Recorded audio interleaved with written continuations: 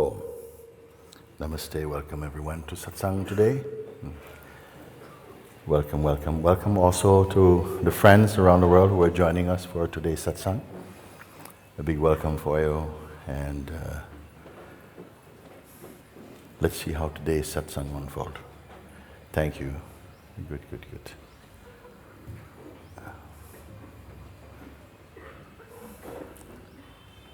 His hand here. Your hand is up? Okay, come.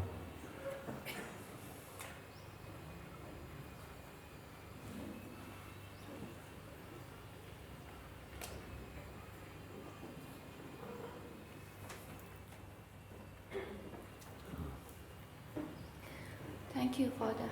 Thank you.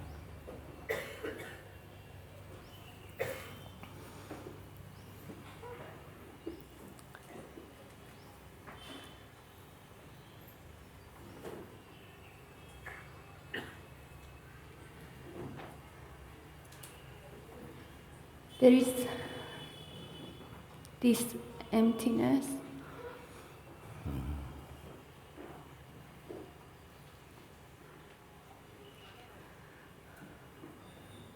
There are thoughts, but they are just passing.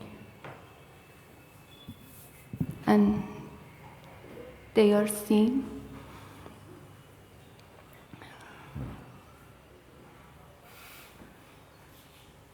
There are emotions, but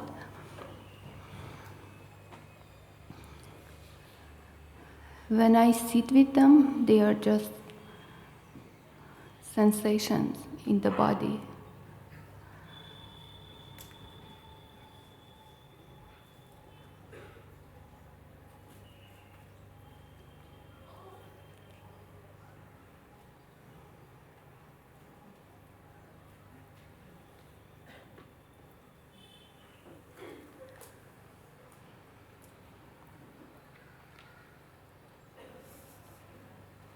You have a question about this?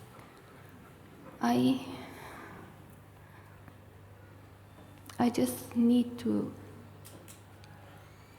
put this existence at your feet, Father. Sorry, I didn't hear. You need to put what? This existence at your feet. Mm-hmm. Because saying all of this, I know that if I say there is nothing to be done, it can be a big trap of the mind also. Yes. Yeah. It would depend on where you're speaking from. If you're speaking with some identity still alive in you, those words may prove to be not complete, not really true. And if it's deeper down, there's perhaps no need to even declare that.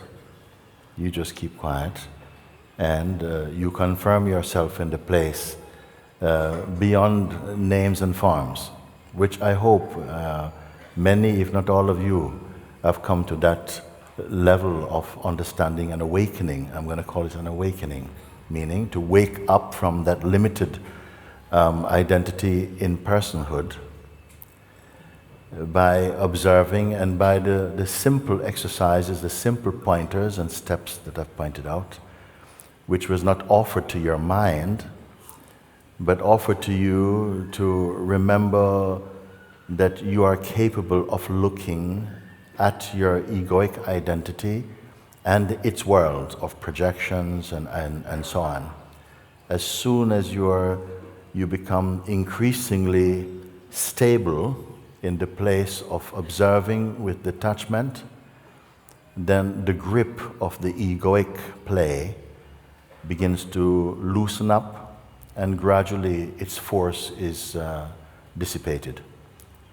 Then you feel within yourself, your inner environment is free from the pollution of egoic identity. You experience that more and more, but there's no need to claim any victory of such.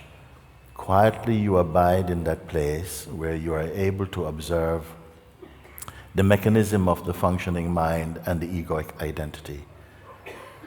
You stay there. It's not over, it is not finished, because from time to time the mind will come up unexpectedly. And you may find that you are experiencing again as though you are a person and personal again. So even the one who would say, it's finished, I'm really done with the egoic idea, this one also still contains ego also.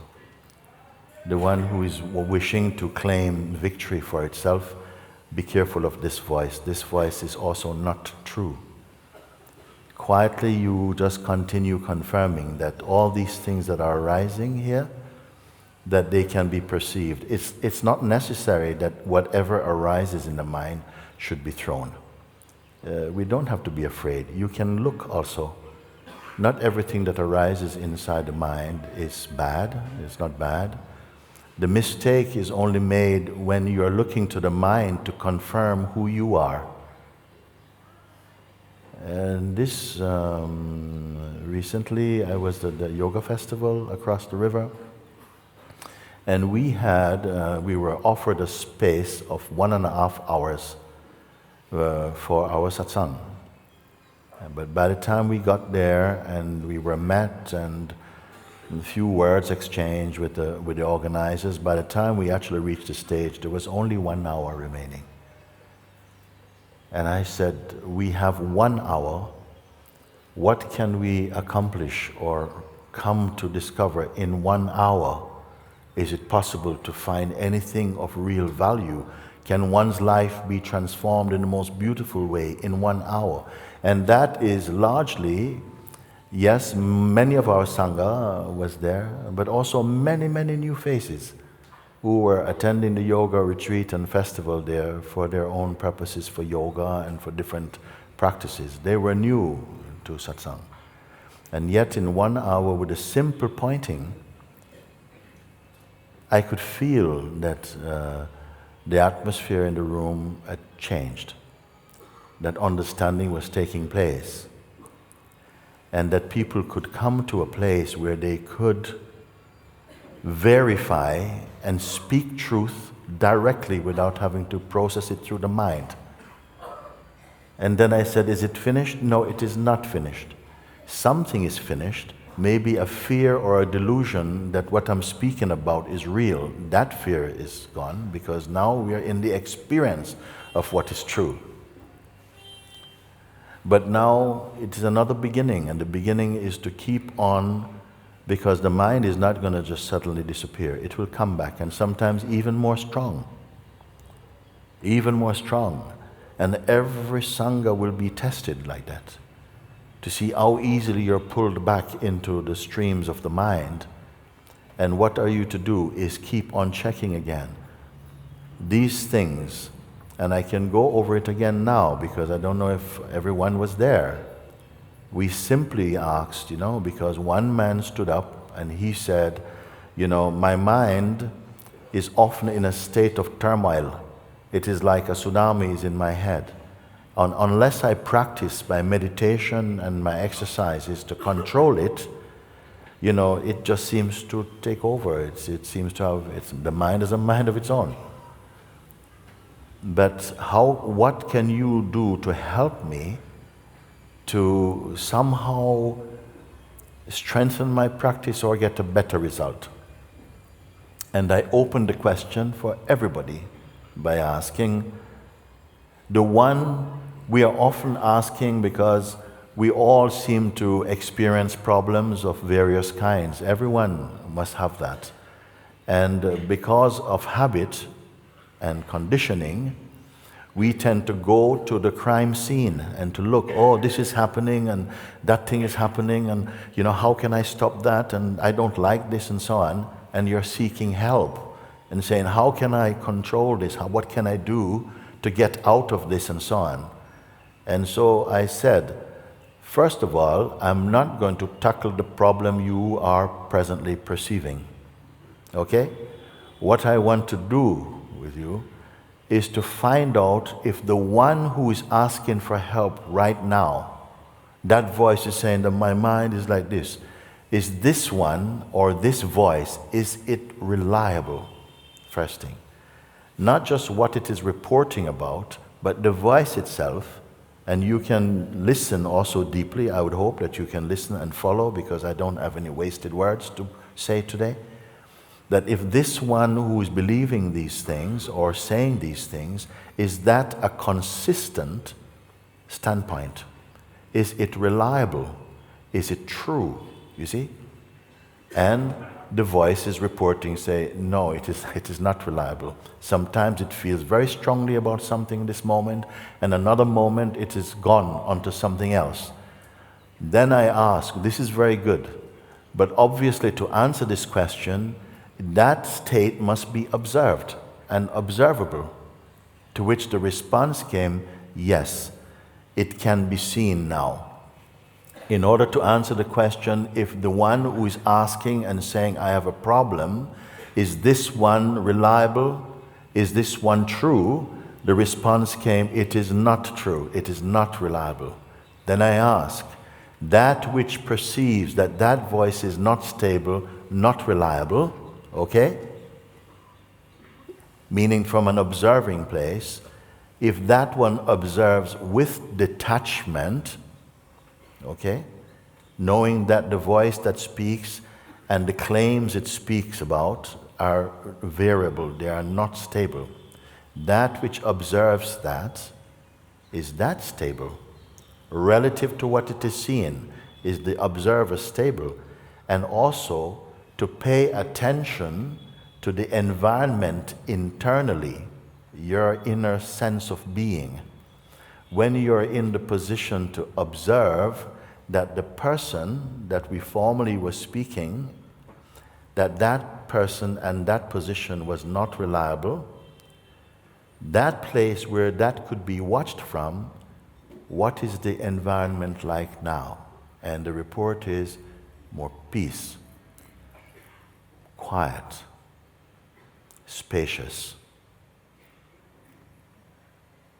Just in a matter of a few minutes, the report, I said to them also, did you create this new state, this discovered state of peace? Where did you create it? Did you imagine it? And they could say, no, I don't imagine it. It's more that I'm seeing it, I'm discovering it. This is called the place of the witness or the observer, the place of consciousness. Everyone feels the feeling of I, but largely in this world, this I is claimed to be a person. But originally it is not a person, and in fact it is never a person. It is actually representing consciousness, the feeling I exist here as consciousness. But it was compelled to identify with the instrument, the body, which is necessary for this consciousness to enjoy or to taste experiencing. This must be understood. For largely most people, they are identified with the ego identity almost all our life. Some say lifetimes. And this ego identity, I have discovered, is a state of stress.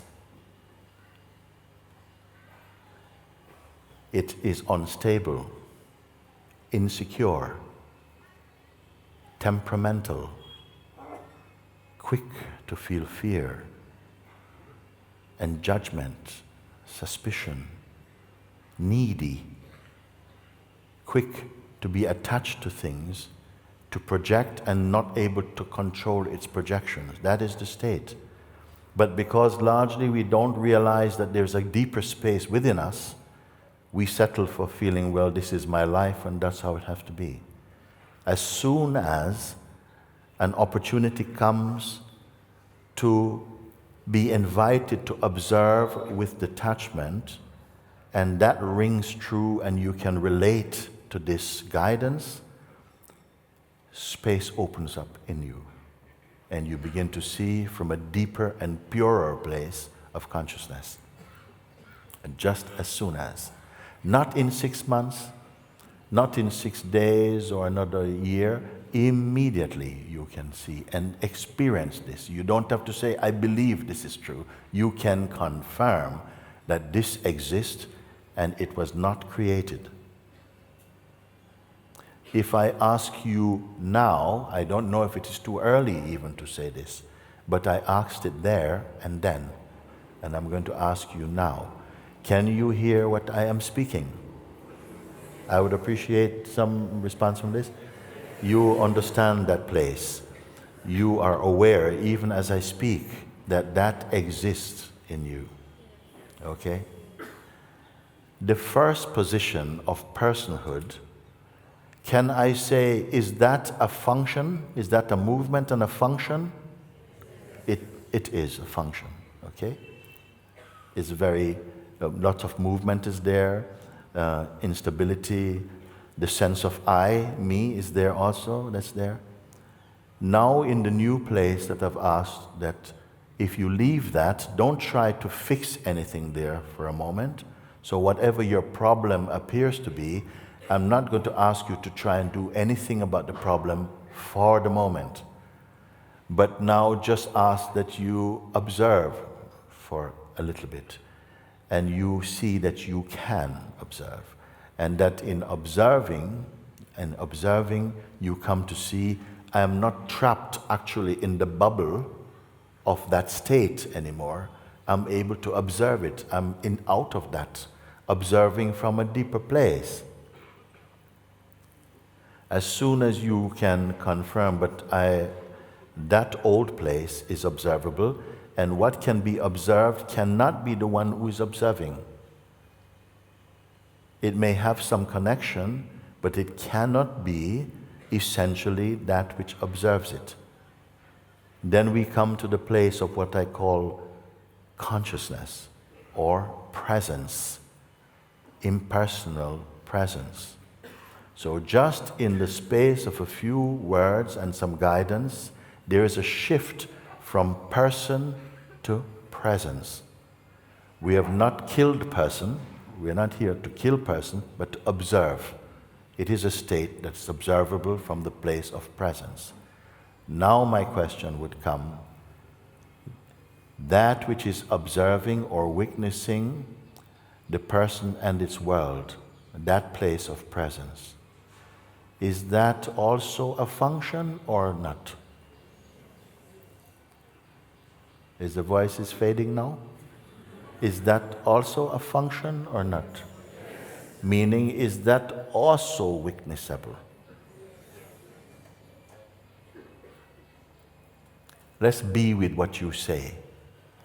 If that is also witnessable, meaning that the witness is also observed.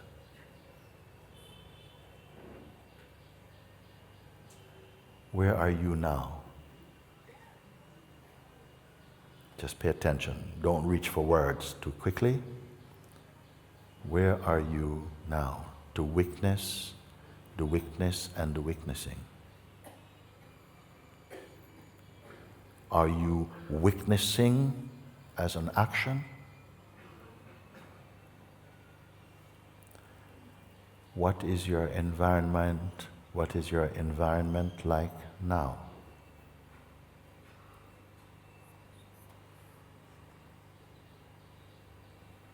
Yes, silence, almost unspeakable.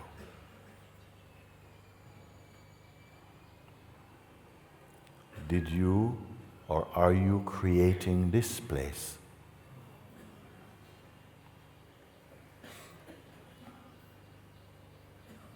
Are you sure you're not imagining it?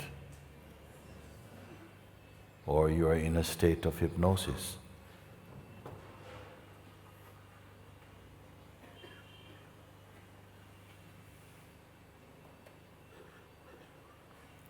So this, I was very happy that the beings listening could follow. Did you travel to this state?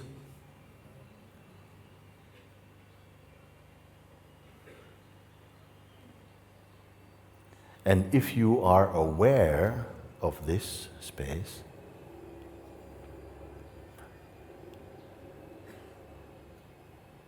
where did it come from? Did it come at all? Can I get some response from someone? Okay, I can change the subject if you want.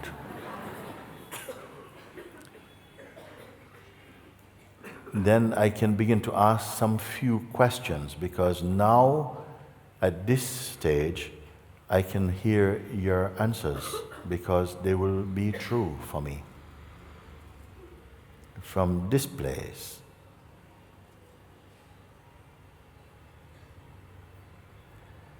If you were to fall asleep and wake up a few hours later or another day, is it possible that this that we are speaking of right now, that this would fade?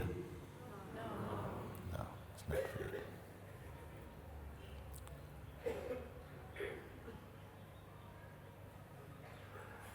Is it an object? No. Are there any opinions there? No.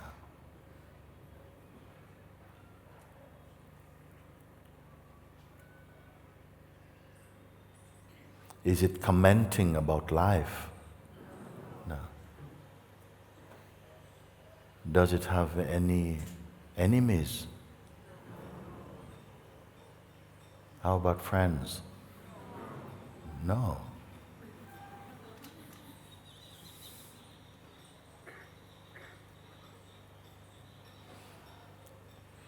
Is there a place where is there any boundary beyond which it is not? Do you need a bit more time or not? Because your answers are coming very clear. You don't have to think about it. Some of you may have to think about it, and then you go back to your mind.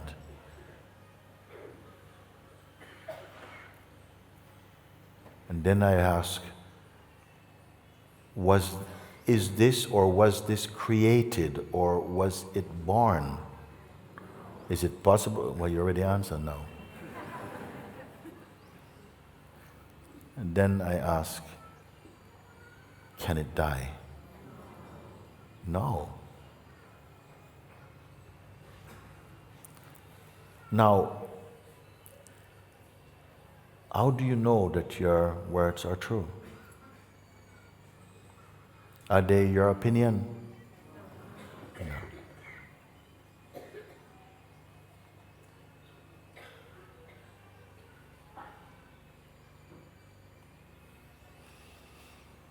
Therefore, I say this thing. You have discovered, you may not really realize what you are discovering, actually.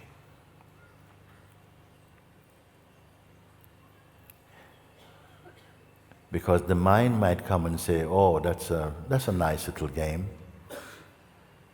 I know how to get that feeling again. So I want to ask you, is this a feeling?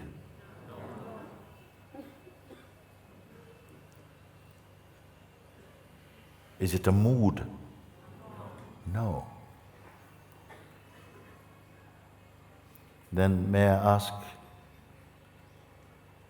how close are you to it that you can speak like that? Very close or a bit far away? Pardon? I didn't hear it. Huh? No distance.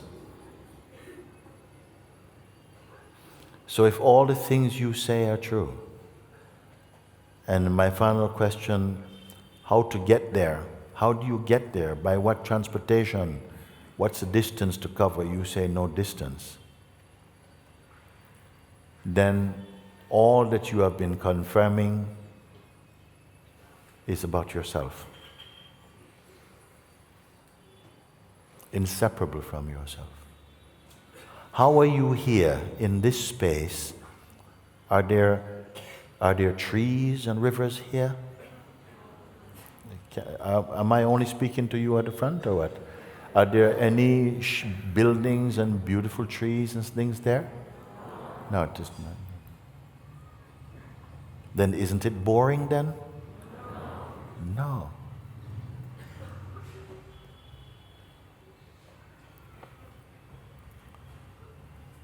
Are there any shapes there? What about you? Are you a shape there? You don't want to think about it?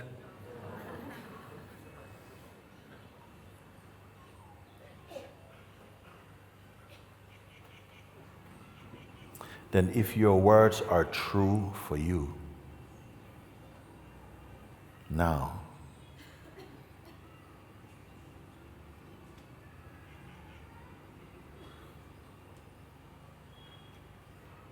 do you have any problem at all?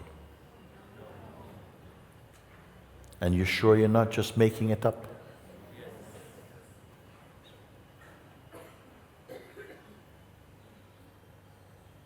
So, what is really more real? The world of the person and its existence and problems and past and present and future, which is more stable?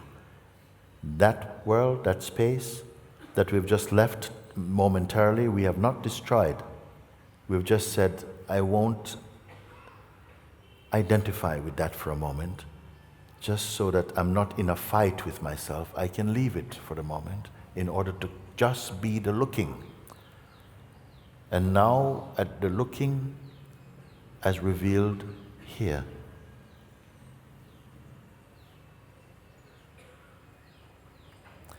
Now we are free to go back to our identity and its world and so on. How appealing is this to you?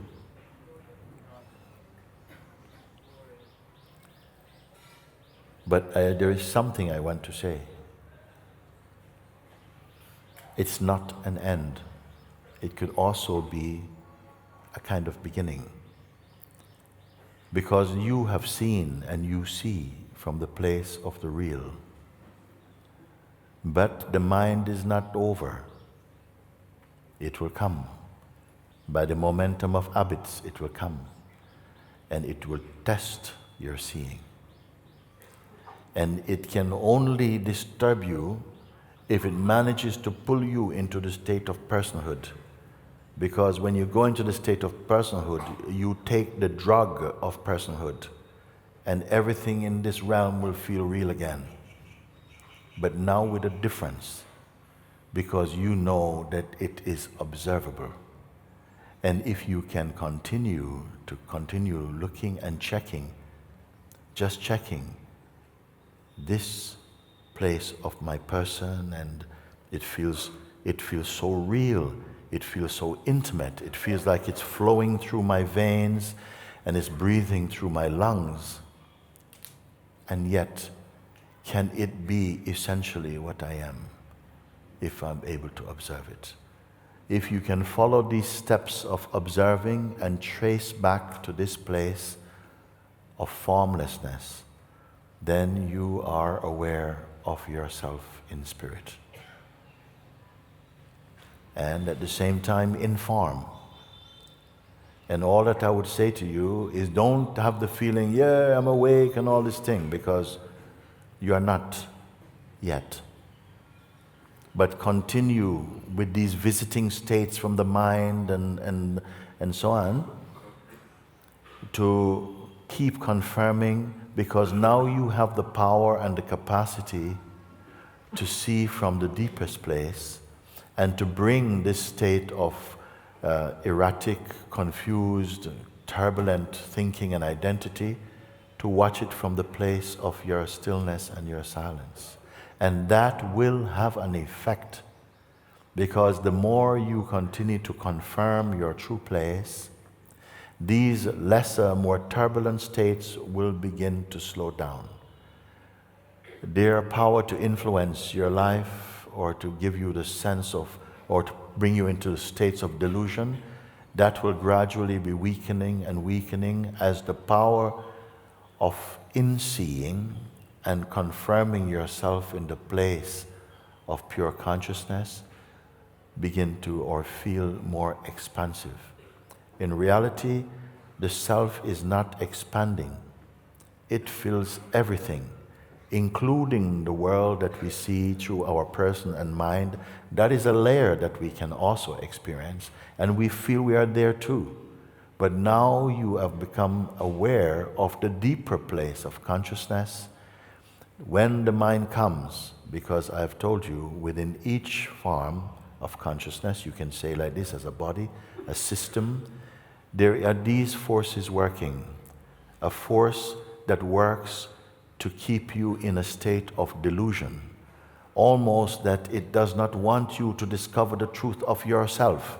There is a power there that works to keep your mind only living in the state of personhood and developing very, very negative tendencies that to keep you stuck in the body and in personhood. There is also another force, a higher power that is rising more and more in consciousness. And the more that your attention goes to this place, it is bringing you more into a state of formlessness and raising to higher altitudes the position of consciousness from person to presence, to the Absolute. Are you aware of these forces or not? Yes. Some people, if you are not aware of the ability to observe, you take your life to be just your person and your present state of mind or whatever it is, your world will still feel like that's all there is. And you won't know that there's more than that until you begin to experience from a deeper place in which this state is watchable. And as soon as you begin to wake up to the potential in you to be fully awake, the forces of darkness, I'm going to call it darkness for now, they are going to raise their game. And it is as though it will come to sabotage your possibility of waking up. And you may feel, whoa, why is this happening when I've seen clearly that I am not these things? Why do they keep playing? They keep playing because you must keep exercising your powers of discernment to overcome their voice and their influence in you. This is what this existence primarily offers you. It is a play of transcending. Another word for transcending, you may say, is growth or evolution, an evolution of consciousness. I prefer and like the word, not to replace others, but like transcending, because each time mind comes to hold your attention into the position of personhood, and you can see from the deeper place of conscious presence and witnessing, it is as though you rise above the influence of those lower thoughts. It is as though consciousness creates the sense of a problem to experience transcending it. I don't know another reason. Even as I'm speaking now, there are energies within you that is in resistance to what I'm speaking. You may feel yourself falling asleep. You may feel that you want to go to the toilet or to go out and to do all these things, some restlessness. But you do not need to identify with them, nor to fight them. Just stay aware. The power of this Sangha and of these pointings is that I have not set you up to say, look, if you continue listening for the next 6 months, if you give me 3 years of your life, I will do this. I am not making any promises to you, because I may not be in my body in 3 years for you to know. But I am here now. And the truth is now. It will be also tomorrow. It has always been as it is. But now you are becoming aware of this. I don't need 3 weeks to tell you. I can tell you now. But it may take time for you to deepen and to stabilize in what is being revealed in you. Do you understand this? Yes. And if there is a practice, this is the practice. The truth does not need the practice. But the one who feels I am on my way and getting there, that conviction, that identity of a seeker will feel, yes, I understand, I'm getting closer and closer. And you will forget that you were in the place where you can confirm, I am not traveling, I am here. And this you will continue to confirm. And as you confirm, your powers will widen and deepen. Powers meaning to remain as the self initially until it becomes effortless, that you recognize, but I've always been here. Why to remain? I cannot leave. Why speak of remaining? This would be your practice. And some will come to their ultimate seeing in a shorter space of time than others. I will only tell you, for as long as you have strong relationship with your personhood identity, to that extent it will feel like my words feel more distant to you. The more you see that this personal identity, it's not real, it's only real in your projections, and that you are able to witness them, again the expansiveness comes. You begin to see from time to time when you're pulled into the state of personhood, you're in a contracted state, you're in a claustrophobic world, and you'll recognize it more easily, because in that moment you'll be able to watch, I am not trapped in the bubble of any scenario or any identity, because I'm the witness of it. So I am happy that I'm able to share these things. Because, as I said, there is a force that wants to come and to really distract your attention from this. I have known of this force for a very long time. I have seen its operation. It is playing in the minds of many people who come to Satsang. But you can overcome it, because you are not it. This voice speaks into the ears and the mind of mankind, but it cannot speak into your heart. That which tries to delude you cannot delude you from your heart. It can only go to the mind. And because we have largely been wired in some ways and conditioned to give so much attention to our mind, I said one time to you that none of this confusion and delusion would have been possible if the mind did not have the ability to imitate the heart, to imitate the truth. You may say, but why does it happen? It's God's game, God's Leela. I call all that functioning when we are you and me and this and that and him and that and low and high and God and demons and hell and heaven and all of this game of life. It felt to me like this is the theater of consciousness. And we each are in this theater for a time. But as soon as you begin to observe, not the things that out there in front of your eyes, but where you are looking from and who are you looking as, space opens in you again. And you will know that that is true, because you will become happier, more spacious, more peaceful, more open, less afraid. Is it helpful what I have shared with you?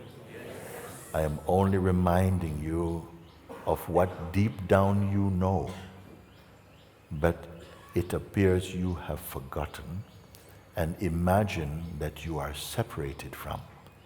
But you can never be separated from that which I've pointed you to discover.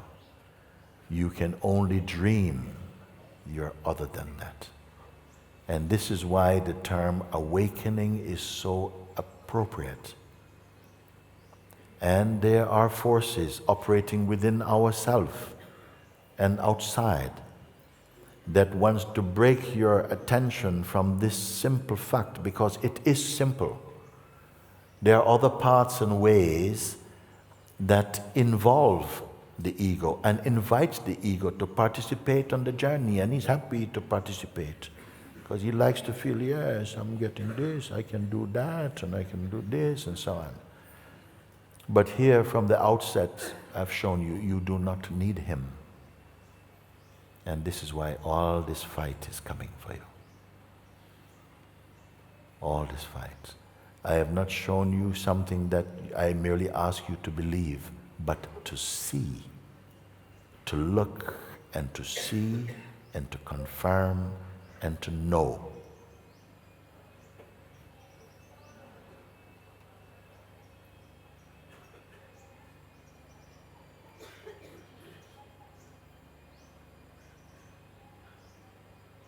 Can you see from what I'm speaking?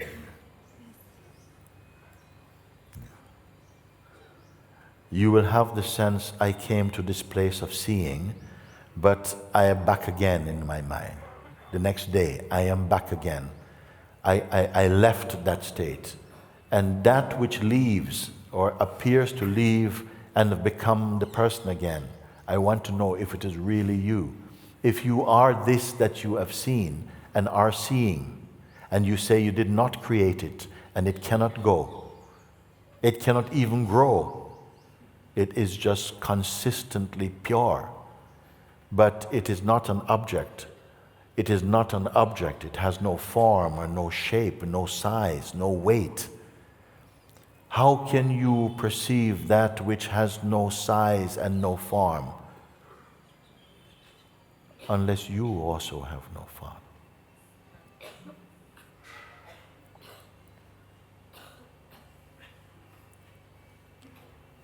You are the formless with form. But your form is in time. But your formlessness is timeless. I wonder if you can know this, accept this, or verify this through direct experience. It will take time to become timeless. It's not even that you become timeless. It will appear as though you were time and you became timeless. It is fine. We don't need to go too much into the fineness of words unless it is necessary. And for this direct pointing, you see, I want to tell you something. This is a new phenomenon, no? Because what this path, you say, is a very high path and very rare for thousands of years. It is rare. Not long ago, one who is seeking the truth will have to spend up to 12 years in the presence of one who knew this. It was customary in this country that you would spend at least 12 years serving, cleaning garden, making cups of tea, absorbing the atmosphere of a saint or something, to be slowly being prepared in invisible ways that you may be able to assimilate this pointing. It was not for any and everybody. And now in our modern times, we have no patience for 12 years. The consciousness has opened another way. But I don't know if more beings are waking up because of the accessibility of internet. Punch enlightenment, punch God, punch absolute, punch even nothingness, and he will give you some idea. Okay?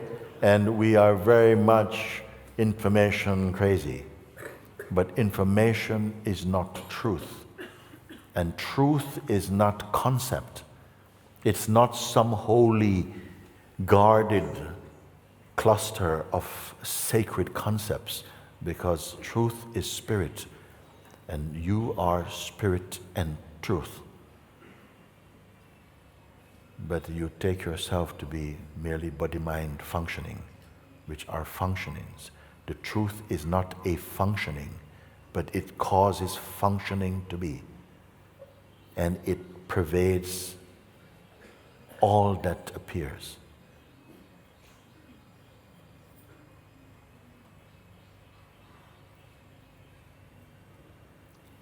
I want to tell you something, because I have noticed and heard that there are the forces that people are saying many things, stupid, really ridiculous things, and it is nothing new.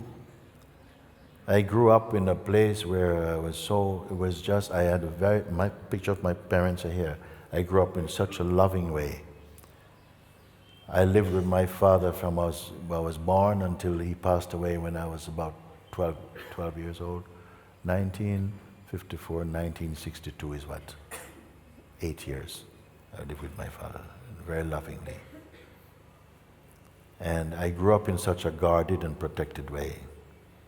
I never knew anything of hatred and lies until I started sharing Satsang. I never knew it. I always felt if people say things or these voices, there must be truth in them. I never knew it. But I came to know about it.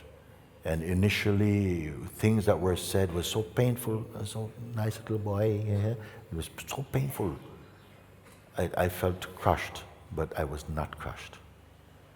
And over the years, I've come to see that they've grown.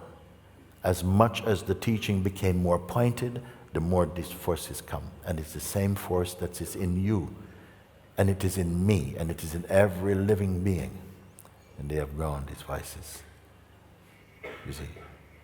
And it's nothing true about them. And they continue. And they want your attention. They want it in here, and they want it in here.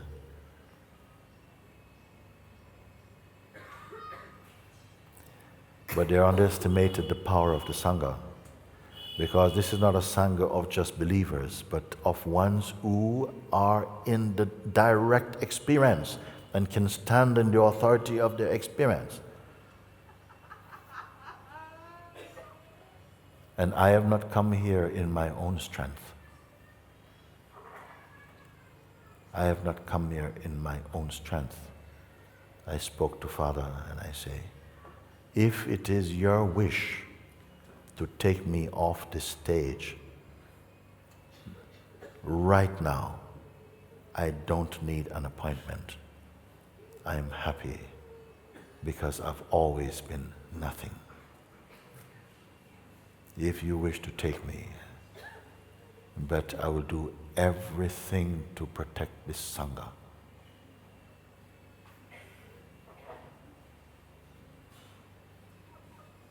I know who I am, and I know who you are, not different from me. But to know this with certitude, you must be clear inside your heart, and I've not given you a place to doubt, but to discover. I have not asked anyone, come and love me and stay with me. Your heart will guide you. Don't let your mind disguide you or misguide you. Okay? Because there are forces, they want your attention, they want your finger on a button and things like this. But if you follow what I speak, you are free. You are free. And you are rescued from death into timelessness. This is what my Father told me.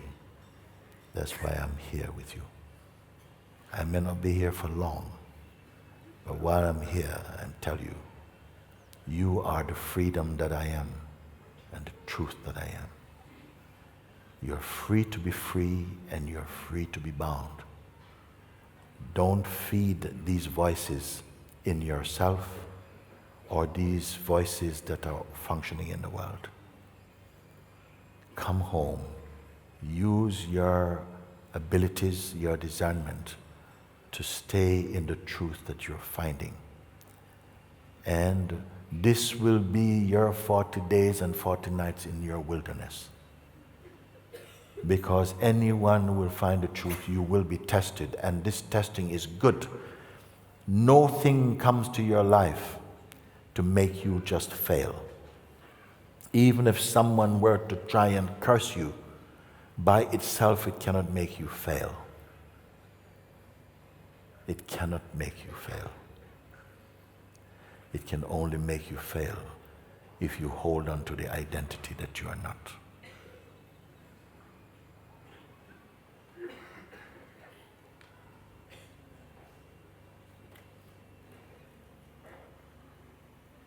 I did not come here to help you to upgrade your existence only, although that will happen, but to show you your timelessness and the purity of God who is within you. For this reason, I'm here with you.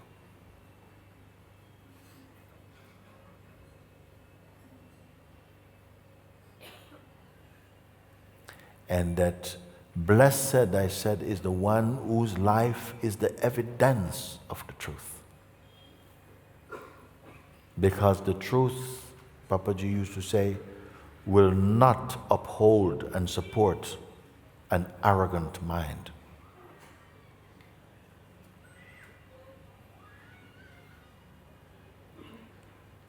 You continue because it is enough what I told you to confirm yourself in the true.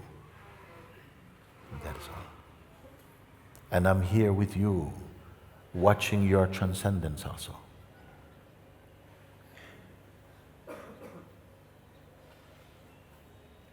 Because the one who is trying to get in your head, yes, I have defeated him by the power of God.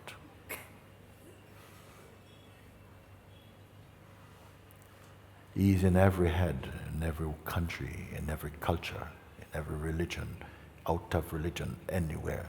This is the voice you must overcome. The voice that wants to keep you in this only. And this is not a curse, this is a gift. It's okay, but it's a gift that lasts in time. This is a timeless body. This is a time body, I would rather say. A mortal body. But the immortal one is in him for now. He will one day leave this body. This life is to discover who you truly are and to transcend the delusions that come in this world.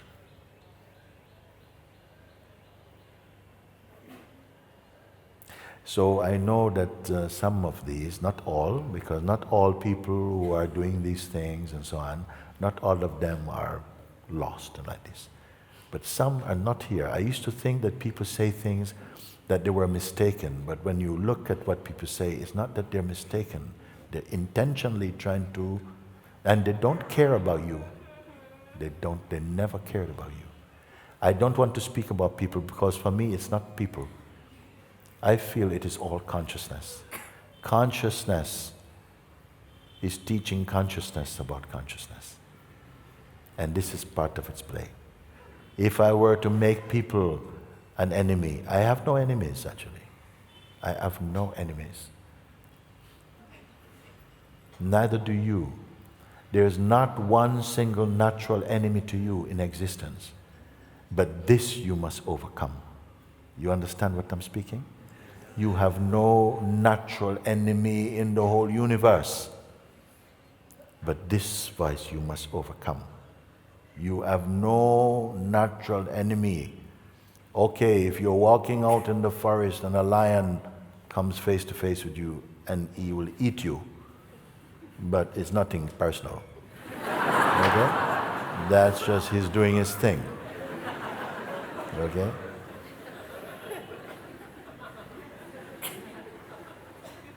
You understand what I say? Okay, you can sit down then. Thank you. May I just say thank you to you, Baba. Thank you Thank for you. your gift of being you. Yeah. You take care of us with so much love. We don't need to do anything, we just need to rest in your love. That's all. Thank you so much from all If Sangha. you have recognized that what I say is true and truth and is alive in you, don't feed these people.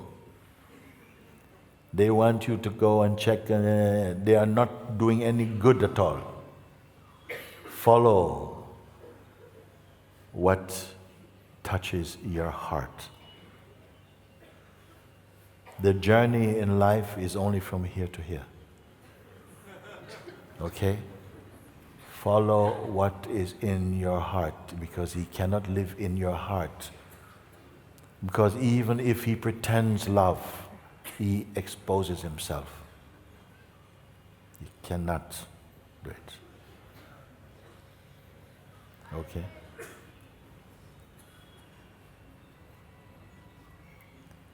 So, thank you. I want to move on and move more deeply. I'm here for this day and 4 more days in this country with you.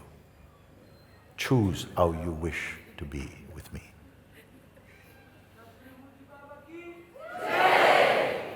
Thank you. Let's press on. Let's go to higher things, deeper things, true things. Okay, who will come? You can come, you are here. Just come now, quickly. Move to this place. You should come, no doubt, but she comes. Okay, while you're there, get going. Okay. Hello.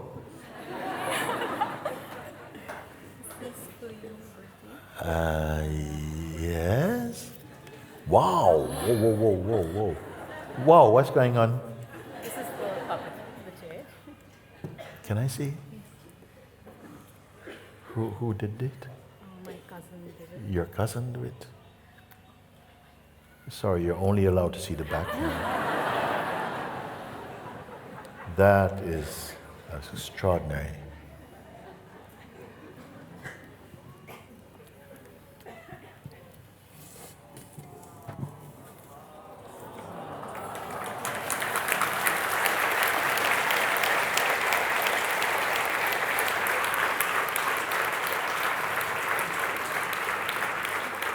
Thank you. It was damaged a little bit. How did it get damaged? That's amazing, that's beautiful. Where have you come from? You don't know where you came from? Actually, I don't know. You're nervous? From Bangalore? She said from Bangalore. I'm from Moradabad. You are from? Moradabad. UP, Moradabad. Ah, I'm from Bangalore. yeah. How did you come together? And No, he's my cousin. He was just accompanied for Satsang okay. and helped me get this painting. Thank you. That's very, very beautiful.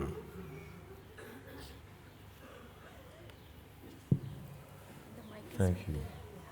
Yes, please say something. Just replace me with you. I'm going to replace you with you.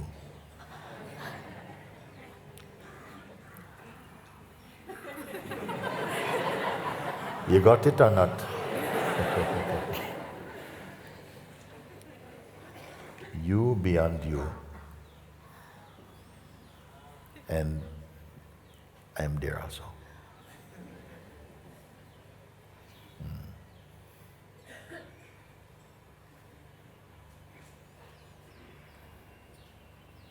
You've been listening to Satsang? What have you found? You. As what?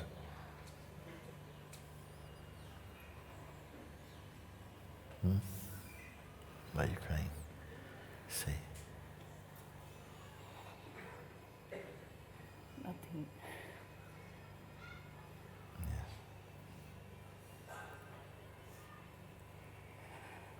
She said nothing. I don't know what you really meant, but how I heard it. She said nothing, so I'm like nothing. Huh? I remember Papaji said something. You need nothing to be happy. You need something to be sad. You need nothing to be happy. You need something to be sad. Whenever we go into somethingness and the mind does something and then this thing and that thing and things, but you need nothing to be happy. You need nothing to be yourself, actually. I cannot add something to you and you become yourself. I cannot give something to you and you become yourself. But I can remove something that appeared to be yourself. But I cannot take away yourself. I can only remove what is not yourself. You see? You understand this? If I can, as I'm speaking now, what is your name? Richa. Amrita. Amrita. Beautiful, good name. Father Yeah. gave. Papa is there? Father gave. Anantaji gave.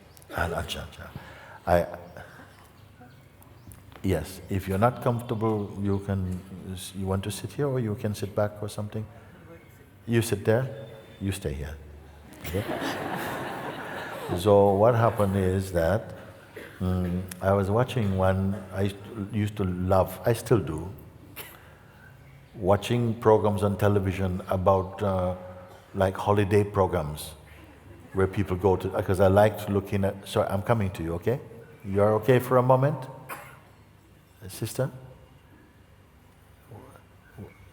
What language you're speaking? Russian? Okay, I don't know how to answer that, no. Just, wait.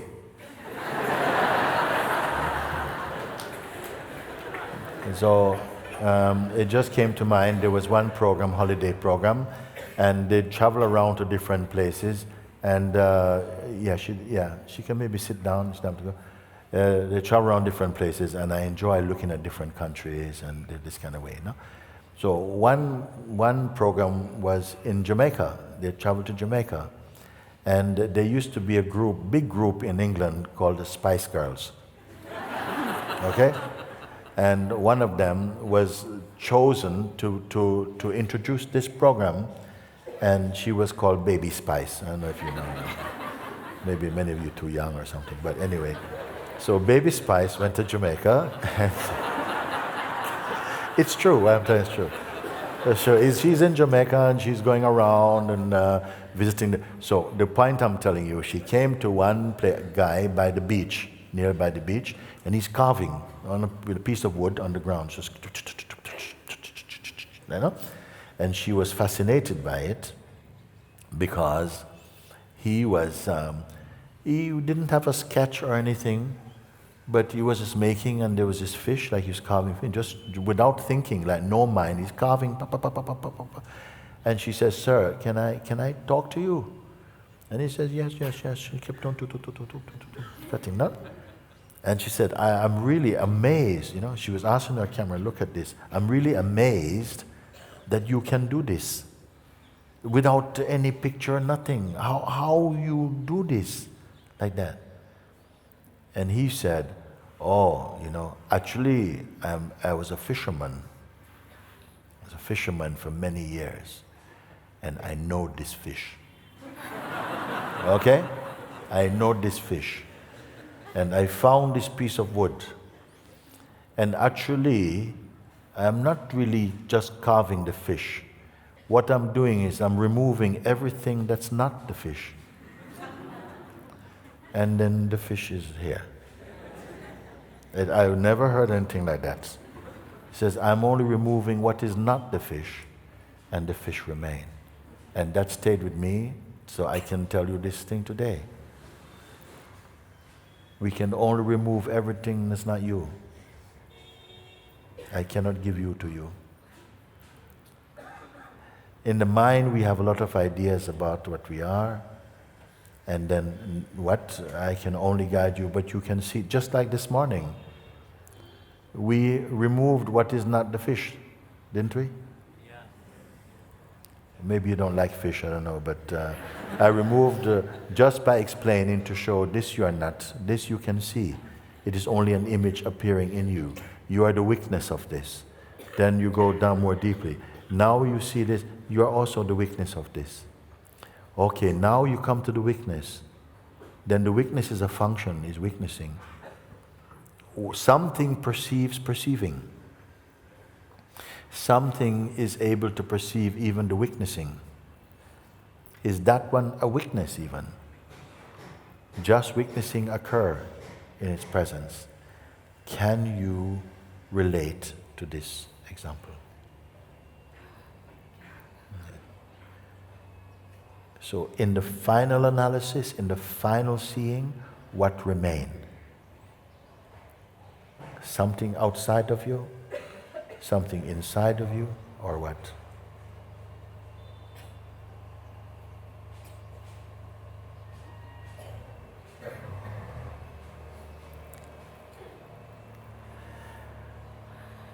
Your head is in a mess at the moment? Totally. Your head is in a mess at the moment. I know that head space, it is going to clear very beautifully in a minute. Okay? Yeah, scrambled eggs up there, fried sausages, I don't know. Something is aware even of that. Something is aware even of that. If your whole body goes into spasm, there's something that's not in spasm that is aware of this. Is true or not? Yes. And you are coming more to see it. It doesn't matter how strongly the activity is, how dynamic they can be, whether it is from thought or from form, it doesn't matter. The weakness of that is not that. That's all I'm asking you. Somebody came and told me, I've got this strong addiction. I got strong addiction. I say, okay. I'm not going to fight with your addiction. I'm not going to give you any techniques about addiction. I just want to meet you. We can come to addiction afterwards. Let's find the one who is addicted.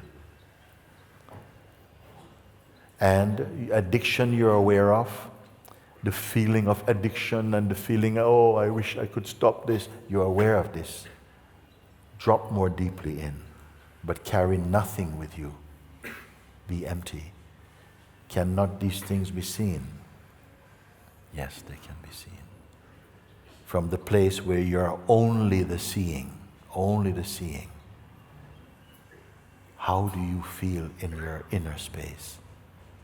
Yes, I'm just here. Good. You are aware that you are witnessing? Yes. That which is witnessing, can that also not be seen? Are you not aware of it? Not seen necessarily in terms of pictures, but in terms of perception. To the extent that even a blind person can say, I see it. More than even one with eyes even. A blind person can say, I got it, I see it. With what tool do they see this? With the inner eye of perfect understanding. That alone can see the formless one. And this is why I say it will be a non-phenomenal recognition. Do you understand what I mean now?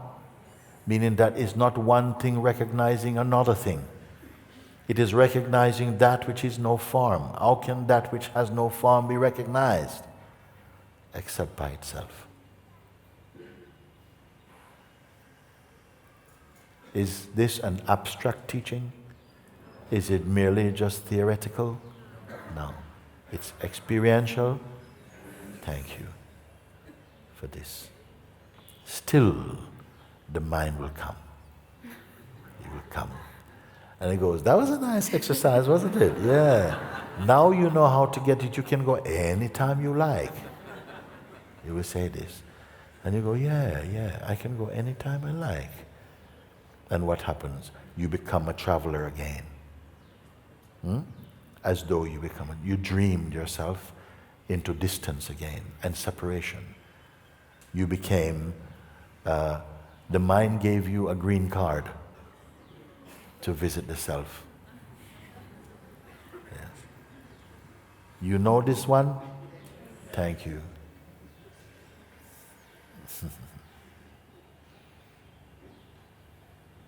You know why your mind is crumbled?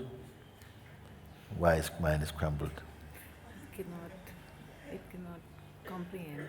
It cannot comprehend, cannot comprehend, and is paralyzed or is in some scrambles at the moment. Don't worry about it. Another way of saying this now is grace is with you. It's like a fire. This is the white fire of grace. Yes. Some things will happen in such a way, it's too fast. You can't learn. It's too fast. It's too fast for you to learn. But you change. Yeah. You cannot understand this. The mind, but it might appear as, yeah, you're blocked, I'm not going to let you through. But that's just a thought. And it's already too late. The serum is in.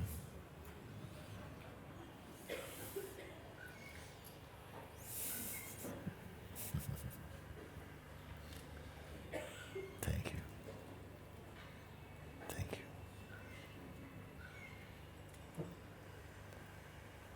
Blessed are you. Wonderful. Thank you.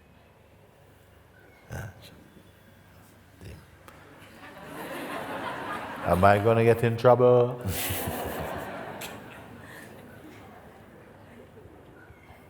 Thank you, thank you. Thank you, my love. Wonderful. Okay. Gently.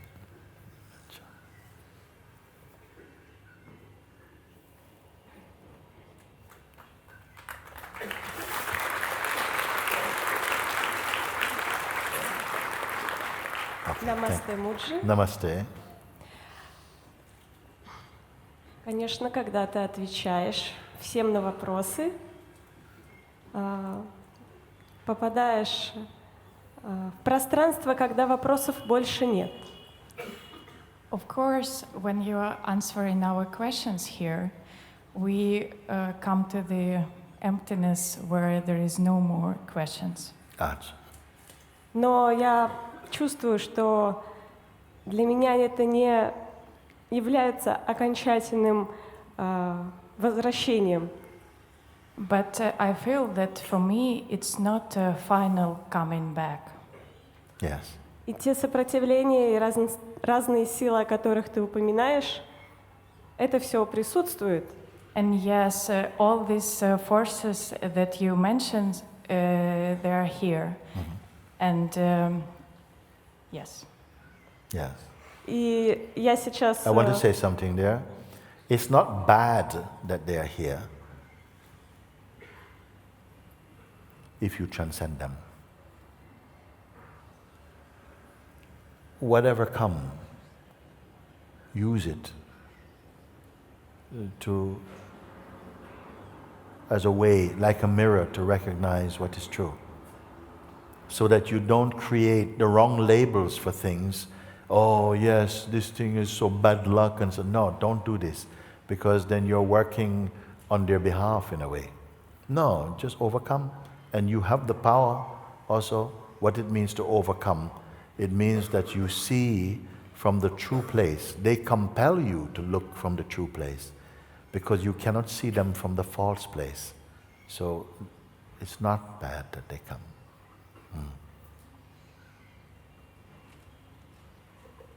It's bad for them that they come, but because their intention is not good.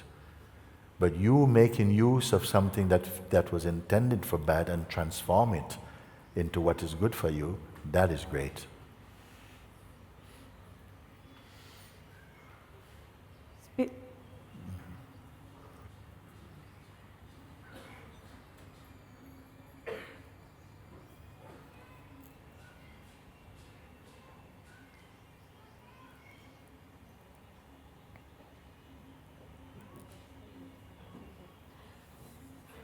Я помню с первой недели сатсанга, когда ты говорил о том, что вы ищете, это то, откуда вы смотрите.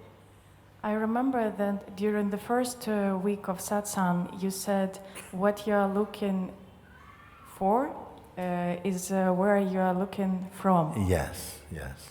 И это все равно остается неуловимым или очень временно ощущается, не остается постоянным. And somehow it's still, I cannot catch it. It can't be here with me all the time. И, возможно, суть моего появления сейчас и разговоре с тобой именно вот это. Как можно захватить, остаться. So this is why I'm standing here in front of you. How to catch it, how to stay here.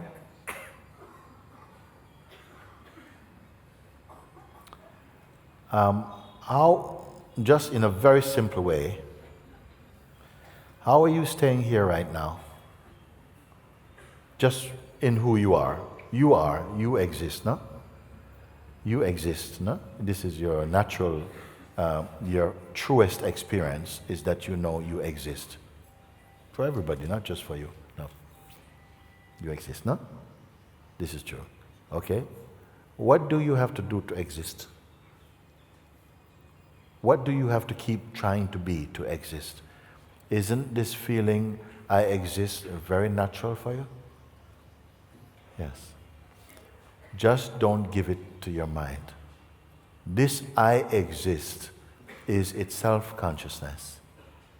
Nobody has to keep consciousness. You are this consciousness. But when you feel that this natural feeling, I exist, or I am, or just I, when we are believing that to be our person, then you become deluded. Then you can say, I don't know how to stay as consciousness. But you are already the consciousness. But now you're dreaming you're someone trying to become conscious. And then trouble comes. When you say or feel naturally, I exist, you don't have to go around saying, I exist, I exist. You are. With the same naturalness, you are consciousness. You are more consciousness than you are person. The person, you needs a memory to sustain being a person.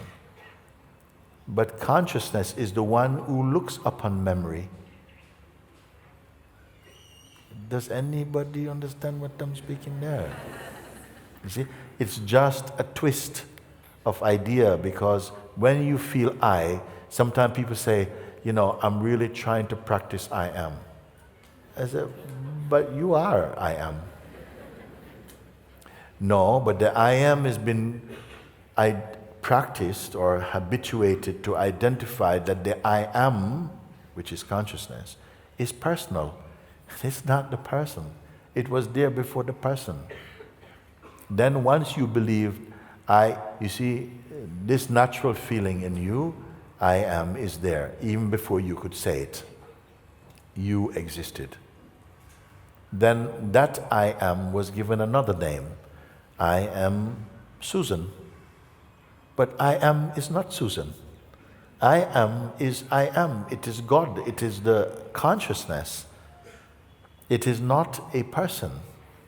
But in our world, it's as though it is compelled. No single person is responsible for this. It was part of the game of experiencing existence in this body. That for a time, the consciousness would be compelled in some way to identify with the body and feel I am the body. So you are not personally responsible for this. We all taste the sense, I am the individual, I am the person, I am the body. But that was a construct that came after the sense I am appears in the body. I know it sounds a bit wordy, but I think you can understand where I'm speaking. So this feeling I am, it is consciousness. I am consciousness. That's what it means, and that's what it is. But then, through conditioning, it got transformed into the belief, I am the person. And now it has the conviction, I am the person. And the person is not a stable thing. It is attached to many ideas. I'm a man, I'm a woman, I am Pisces, I'm Aquarius, I'm a doctor, I am an actress, I am this, I am that. It has many different things that it collects. But none of those it is absolutely. To one person, you are sister, they call sister. Another one, they call you daughter. Another one, they call you cousin. Another one, they call you wife or girlfriend. Another one, they call you employee. And to all of these different roles, you understand intuitively and you respond appropriately to them. But you know you are none of them. Absolutely. What is a cousin? I mean, it is a concept. What does it, you see, something accepts this concept, and in this world it's okay, because it is consciousness that does it also. But the consciousness has different grades of consciousness. The I am the body belief is also a belief in consciousness, but it is a very limited form of consciousness. The I am presence, the witnessing consciousness, is a higher and much wider consciousness. When you come to that state of recognition, your world becomes much more beautiful. Your fragrance becomes peace and joy and happiness and openness, fearlessness. It's the Satchidananda state. You feel very well, more kind, more loving. Then for some beings they go more deeper than this into what you may call absoluteness. I don't know. I have no picture to give you about it. But as soon as you recognize this, as soon as this is recognized in you, then it's as though every aspect or facet of your expression gets automatically blessed and infused with grace. So when you say, how can I stay there? I know exactly where this question is coming from. It's coming from identity and the position of the sense of person. That is it. And that will change. That is not a fixed thing. Because when the person speaks and say, how can I stay there? Maybe that feeling to want to stay there will not stay there. It goes to another feeling. Now it wants to go disco or something. Now it wants to go on holiday, and it doesn't feel strongly anymore, I want to discover my true self. So it's not stable. Don't you see this thing? So take it from me that the I am feeling means consciousness. When you begin to observe your mind and watch the force and the pull to identify with it is also watchable, and you don't take it, you see, then you become naturally and spontaneously convinced of your truer place. Just like that. And that's much easier than trying to stay as the I am, which you already are. You get it?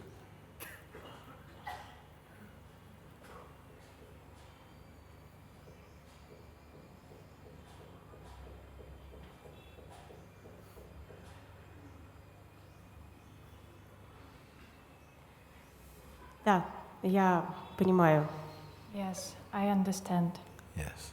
И сейчас я поймала себя на том, что не должно быть, может быть, я неправильно скажу, но не должно быть усилий, чтобы быть самой собой. And now I saw and understood that there is no effort needed to be myself. Okay. Then let's check it. Let me check it with you. If it's no effort, then I tell you, make no effort right now. Yeah? Can you understand? Can you speak to her and tell her stop listening with the headphones for a moment, and you just speak to her? And speak in the microphone so we can hear it in Russian. I like the sound of Russian. Okay. Yes, translating now.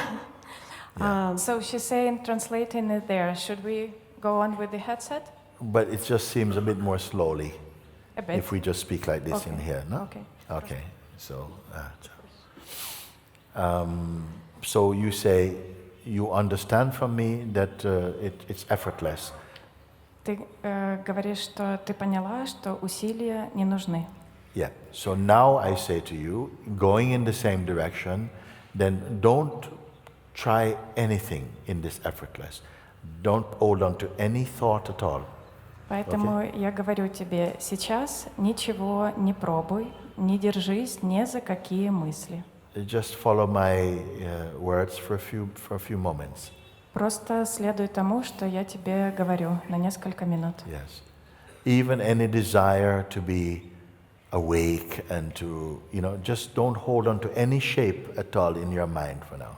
Даже к вот этому желанию просветлеть, не стремись к этому, не держись ни за что прямо сейчас. Just see that you can be totally empty, not carrying any thought at all. Просто увидь, что ты можешь быть сейчас абсолютно пустой, ничего не нести с собой.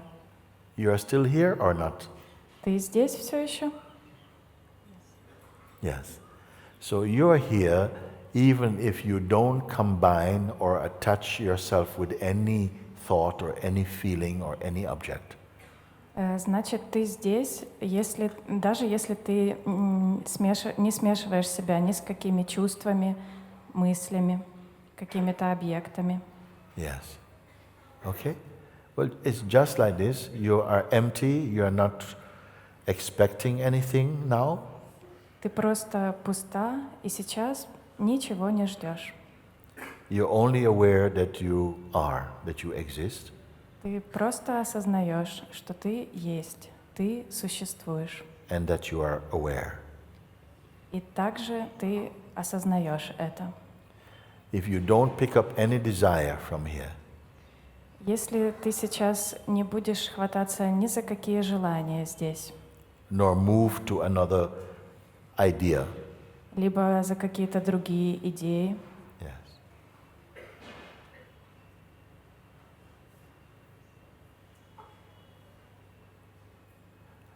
Are you experiencing any confusion? есть здесь какое-то замешательство для тебя? Нет? No. No. Do you need anything? Тебе нужно что-то? No. No. Are you disappointed? Ты разочарована? No. No.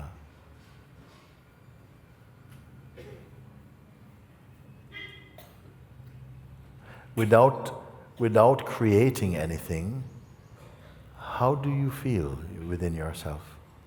Без придумывания чего-либо, как ты себя здесь ощущаешь? Or what are you aware of? Или что ты наблюдаешь, что ты осознаешь? Скорее, я никак себя не ощущаю.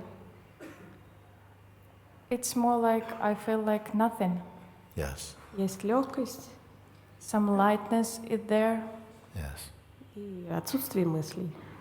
no thoughts. Yes.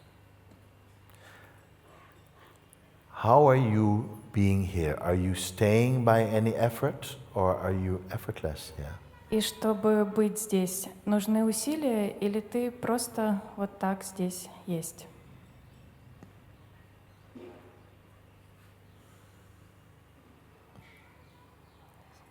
Сейчас не требуется усилий.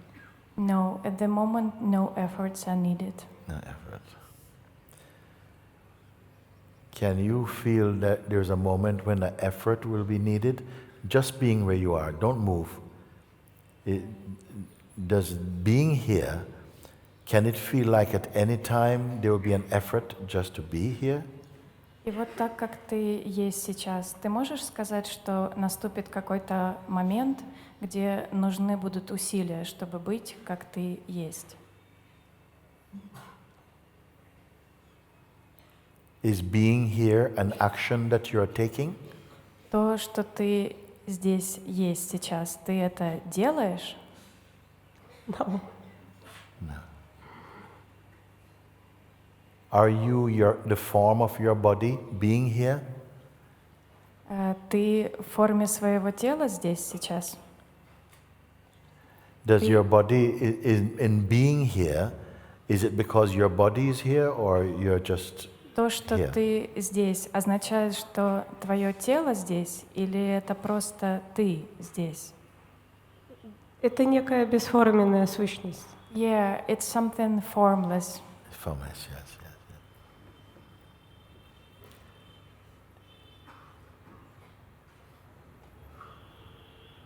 What time is it there? Сколько там времени? Который час? Это не заботит. I mean, here it's 11:40. Здесь у нас 11:40, а там? Не заботит время.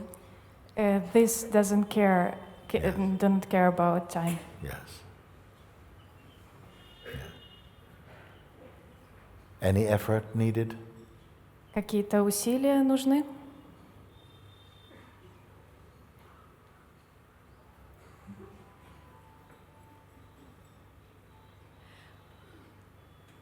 Это скорее у меня нет привычки быть собой.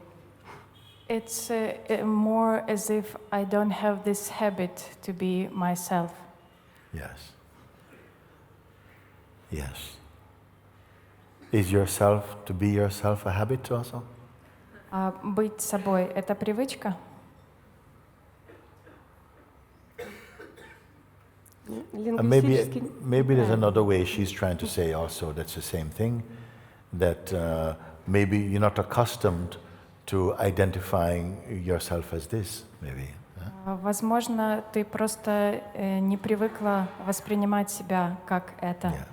Now you are aware. Now you are aware. Ты сейчас осознаешь это? Yes. And then I would recommend that when you are by yourself or sit, you again just bring your attention to this, and it will confirm itself. Don't let the mind confirm it. It will confirm itself.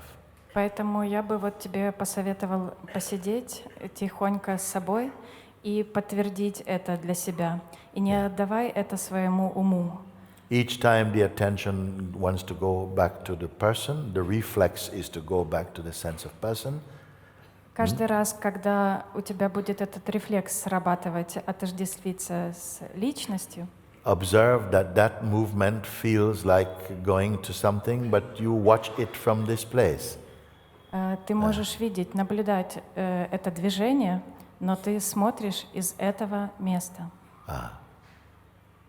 And this you can call your practice for now. И ты вот это можешь назвать своей практикой сейчас. It will become easier and easier, И станет легче и проще с этим, lighter and lighter. светлее.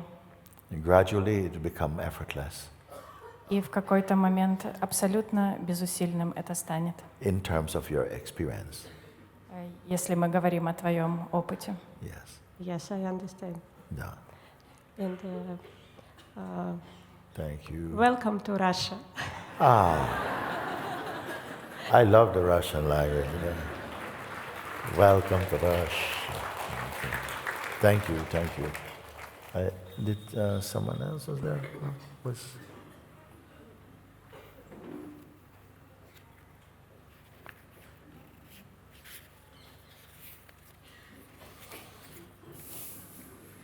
Okay, come. Yes. Yes.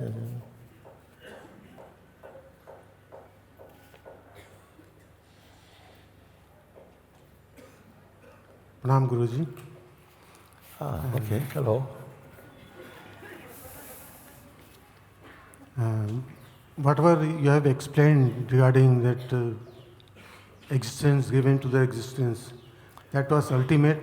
And that was Why am I ultimate. not hearing so clearly? I'm not hearing so clearly. Yeah. Could you speak a bit more slowly again for me, please? Okay, Thank you. sir. Okay. Whatever today you have said, that existence given the thing to the existence, that was the ultimate thing. That means nothing can be said beyond that. But now things are very much advanced. Means people will not get within, means like that Jain type. Yeah, one Yeah, second. People will not get what? No, people will not get in just like a Jain Like sudden a- enlightenment. Sudden enlightenment, now it is very rare. That's why people need to do that exercise. Means need to suppress that wind, suppress that. I would Vacha. not. Yeah, I hear the words being formed from you, and it sounds like people will need to suppress something. I don't No, feel. not suppress. Means you have to watchfulness. That I'm not understanding. So you're speaking Hindi normally, no? Yeah, Hindi. Hindi. Also. Maybe someone can just translate it more easily into for me. I can explain you.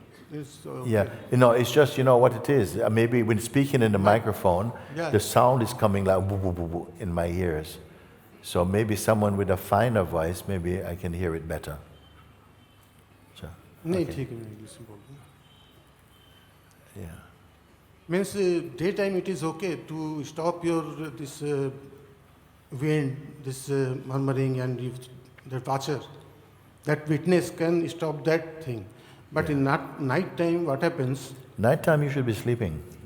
Yeah, sleeping. But night time also it's going on, and you have to watch. Then that you're also. not in Witness- deep. Then you're witness- not really in You can deep witness sleep. in night also, and if you witness that, then again next day or then next day you are getting weaker. Like Yeah. that, it's happening. Yeah. Night also it's not stopping. Night also that witness is following that. Yeah. For this conversation to flow, maybe I have to speak with you after satsang a bit, if you want, because I can't hear the words through this monitor so well. So maybe I can speak with you after or something. Thank you. Okay.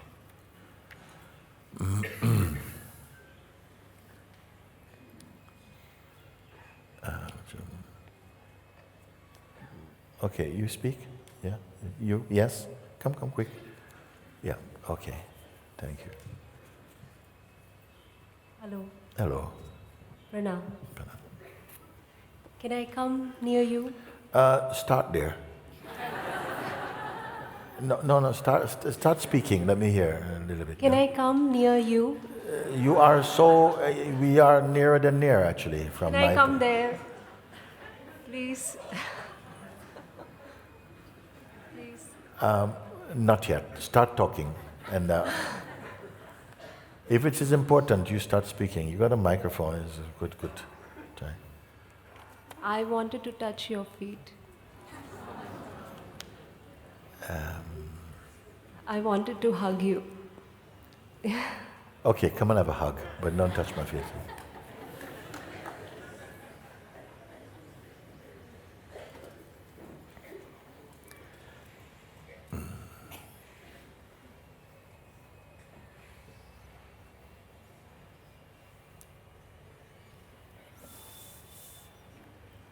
Hi.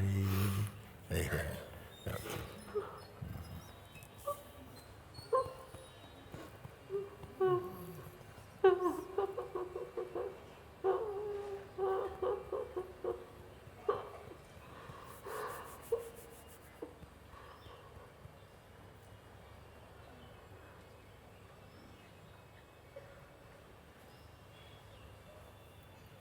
Very good. You want the microphone is here?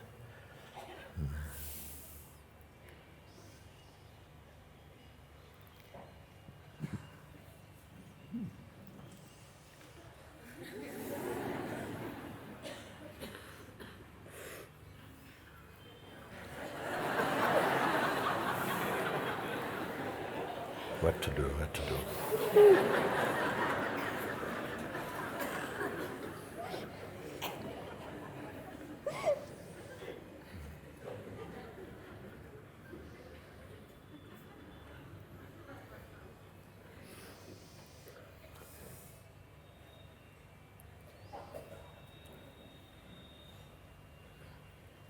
Thank you for coming.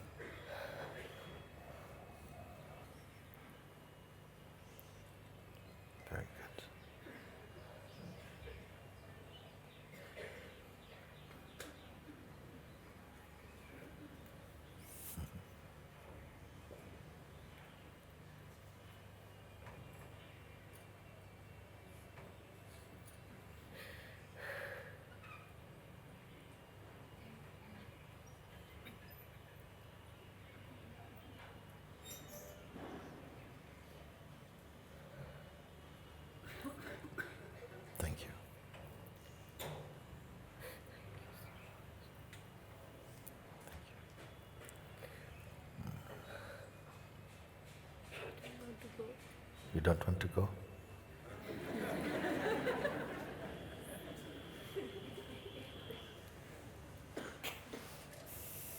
I understand.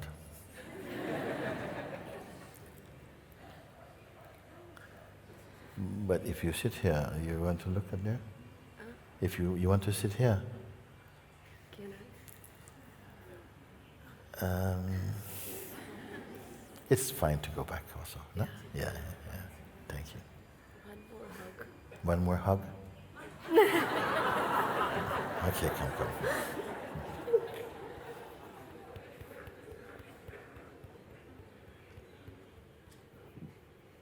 Thank you.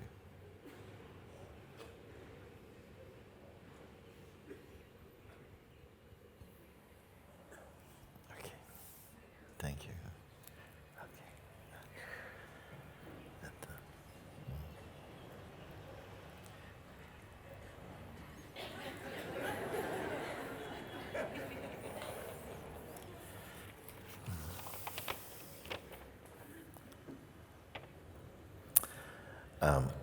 Beloved Moojibaba, in the first part of the invitation, which is really a miracle of the revelation of the truth, I see that it is difficult to concentrate when I try to leave outside of the divine field all the topics which the addicted mind is holding on to. You get that? Huh? Repeat? Okay.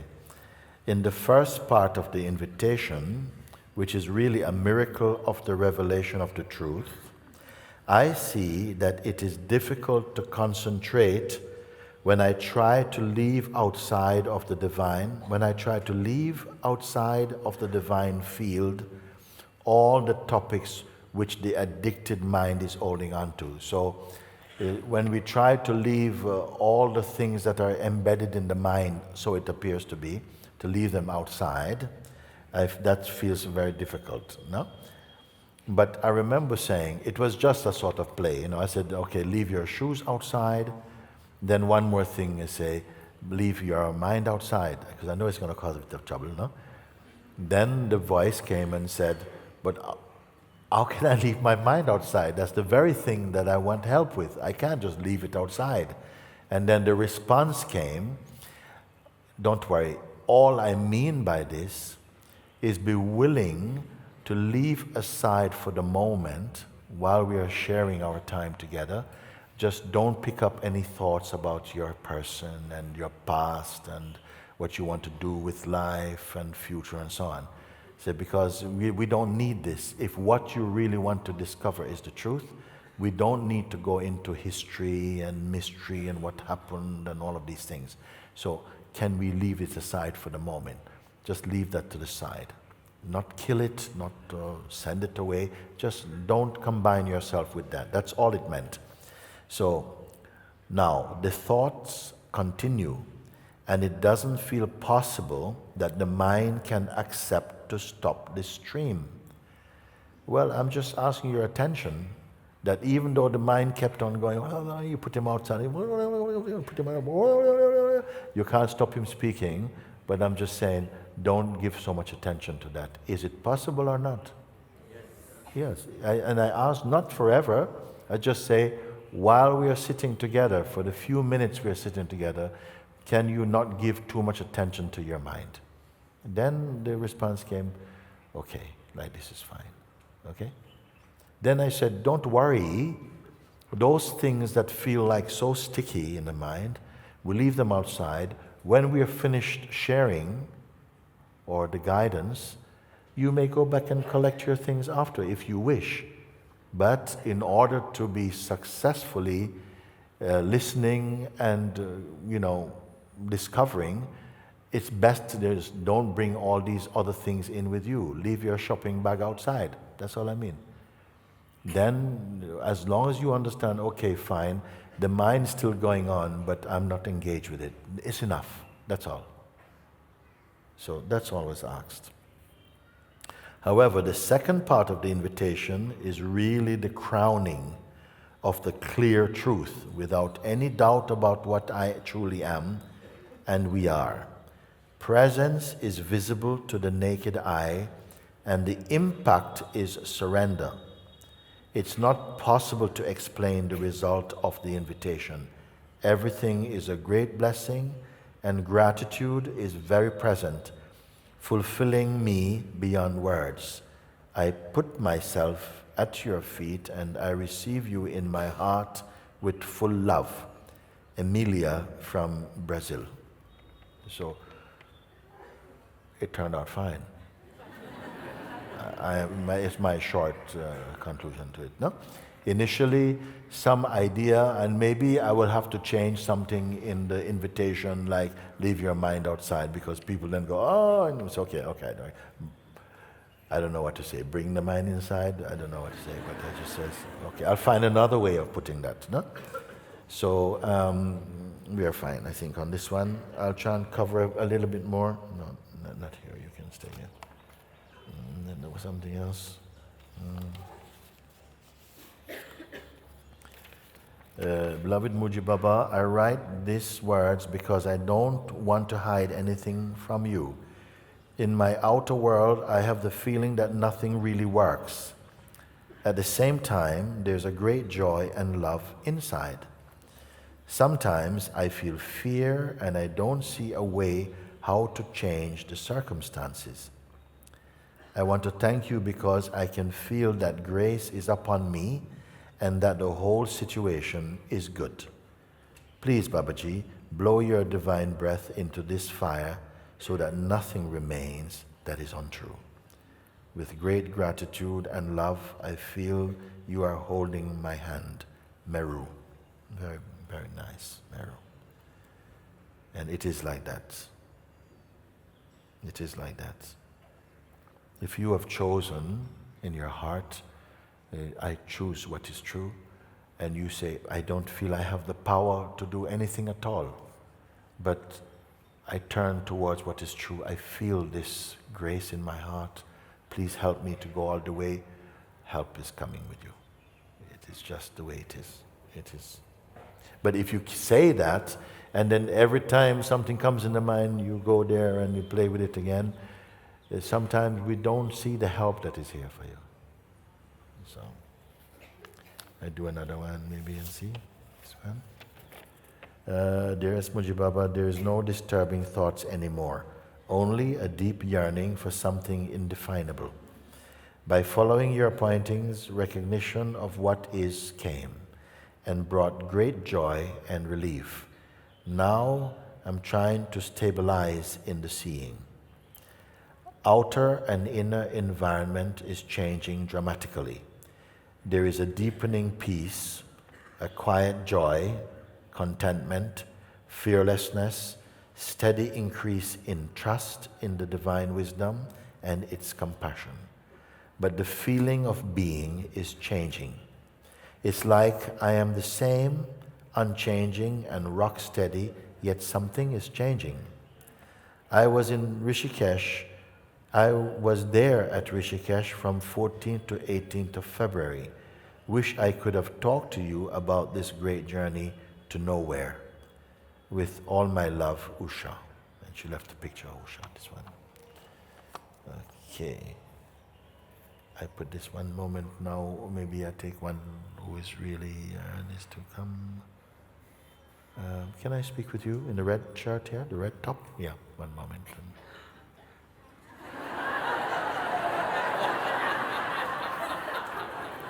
Should we try blue, maybe? Okay.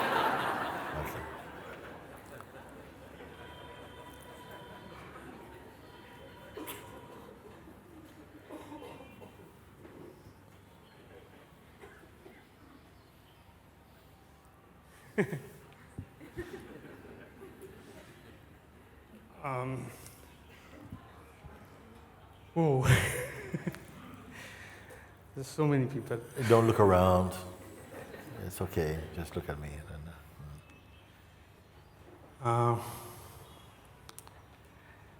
I'm really happy. I can see.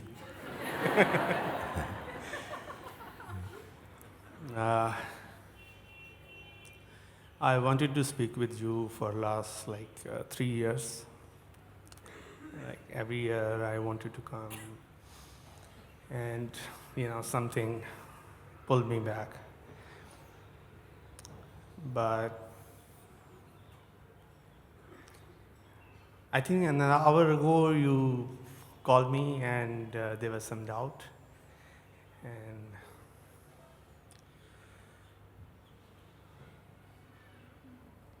And before satsang I thought that there are no questions, there's nothing in the mind. And all the questions have been melted away. But in the last 2 weeks,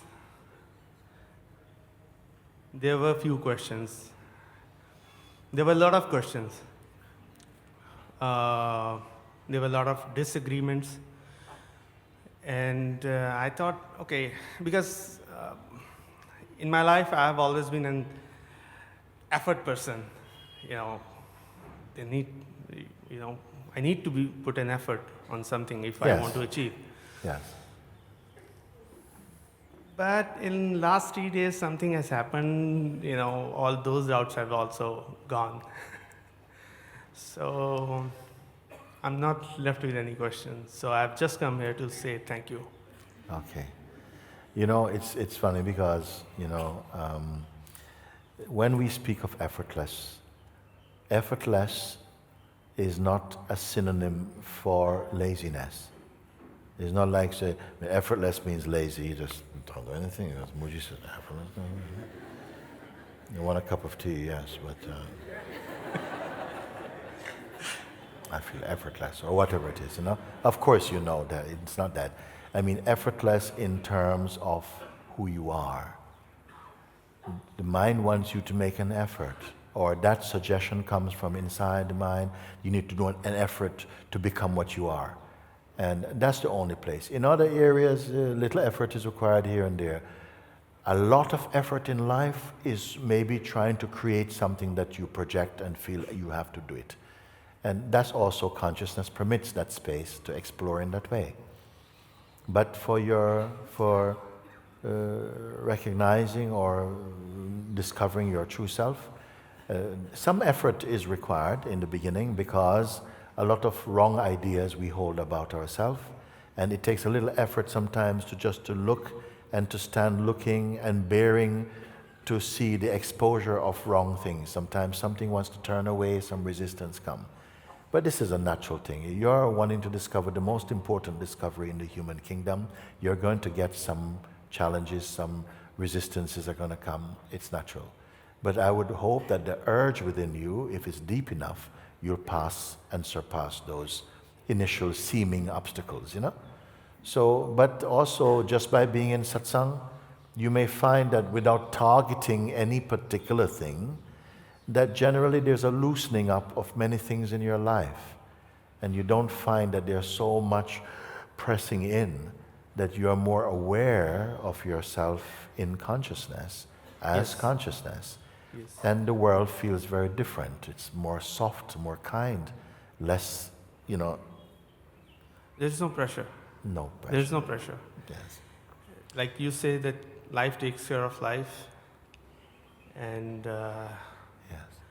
there are a lot of things which, used to be in the mind that, okay, I need to take care of that thing. Now it's, everything is being taken care of. Yes. There will be times when the feeling to do something is there and you will do it. I don't want to create some artificial thing that we can just live the rest of your life in some spiritual hammock or something like that, just going swinging. Life is life, and sometimes the energy wants to express dynamically and whoa, but it doesn't create, a complex psychological identity. And when the energy flows like this, another time it's not flowing like that. But you are in harmony, you respect that flow, and you're present with it. And by you find the right balance. It just happens, and it's a kind of growing. It's an reacquaintance with your natural vibration and the way consciousness and the vital force expresses. But you are one with it, and not separate from it. Yes. So because of that, I don't want to prescribe any way to be. I'm not telling you, be like this way. No, if you come to the place of the weakness, also, from the place of the weakness, energetic expressions are going to go with this body and go with them. And you'll find that if you're not trying to manipulate your life and your energies too much, you'll find that you're discovering a much kinder life, a much more fulfilling life, rather than to try and push life about. Yes. So we say, don't push the river, just flow. And it's more easy to hear this kind of advice.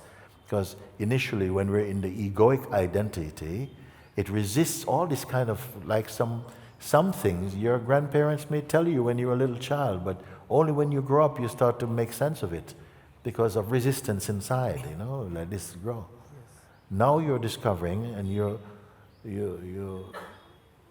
are discovering so much. Your inner teacher is awake somehow, And that teacher is not teaching you as teacher and student, is gradually merging your sense of separation into the unity of being. That is what is happening here.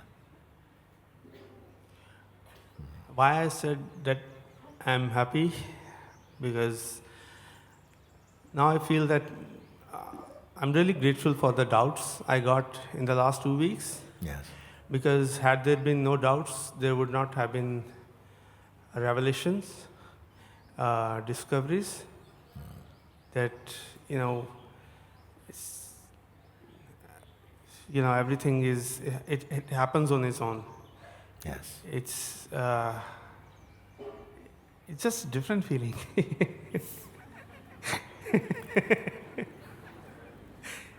Yeah. Clearly a happy one. Yeah. And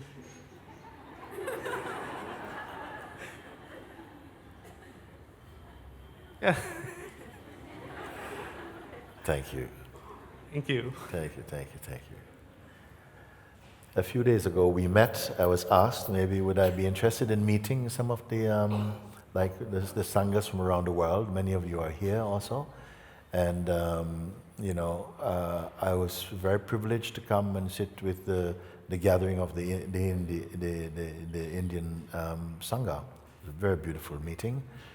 And we talked a little bit, and one of the questions that came up from someone was, how is it that, what should we do when, as we begin to listen and understand and come more into a clear experiential understanding and an awakening to our true nature, sometimes we feel that a bit more distance from maybe old friendships and so on, no?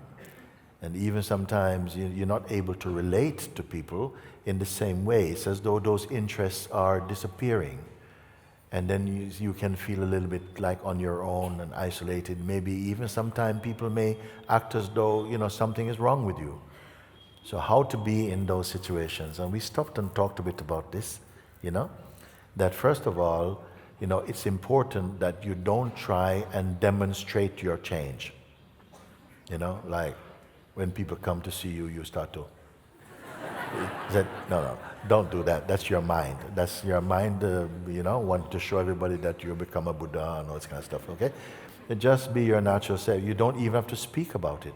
Don't be too quick to want to share your knowledge and this and that. No, just keep quiet and be with that, and quietly, internally, inside is coming more and more into a state of pure serenity and peace. No?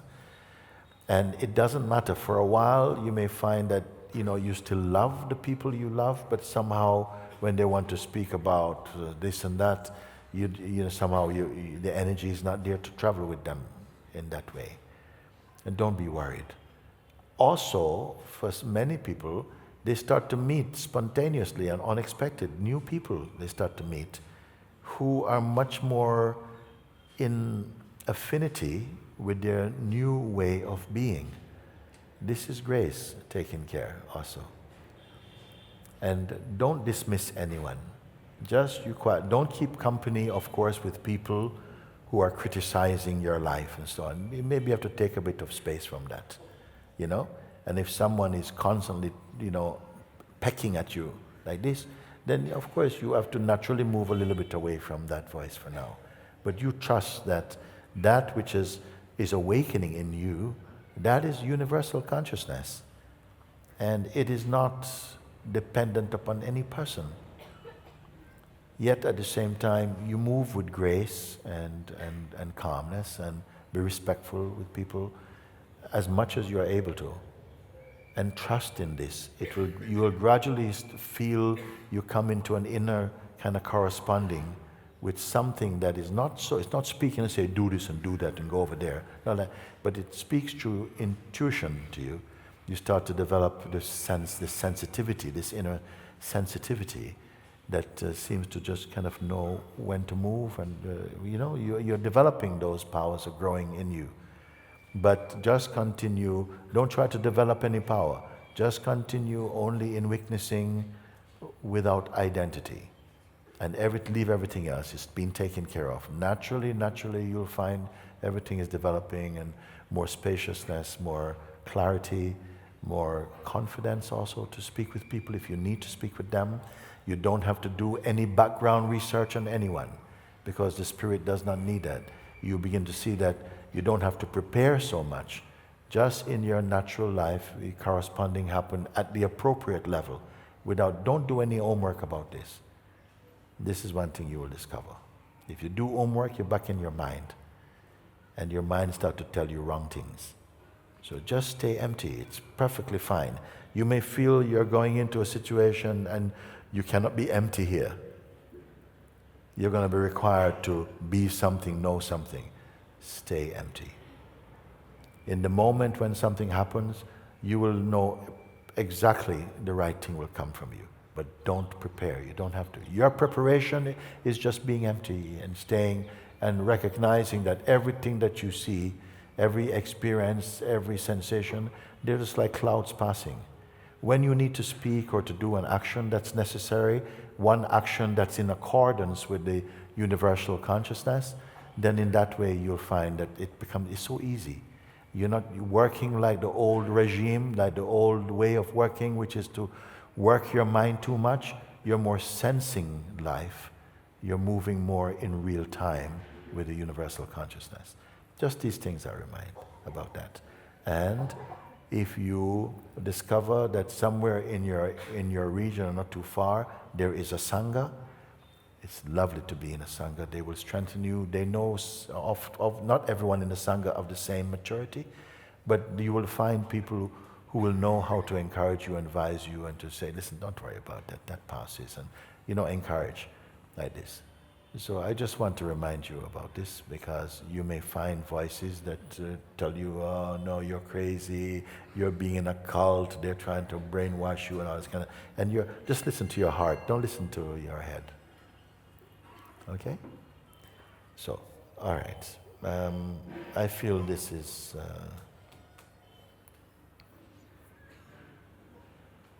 enough for the moment.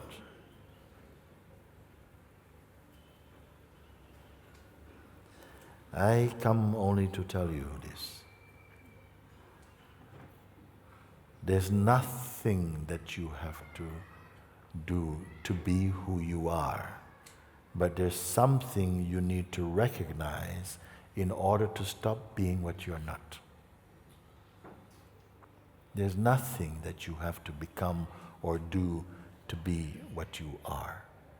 But there's something that we need to recognize in order to stop being what you are not. And Satsang is the discovering place for that. And you will find that there are forces that arise within you to create lots of doubts and so on and so on and so.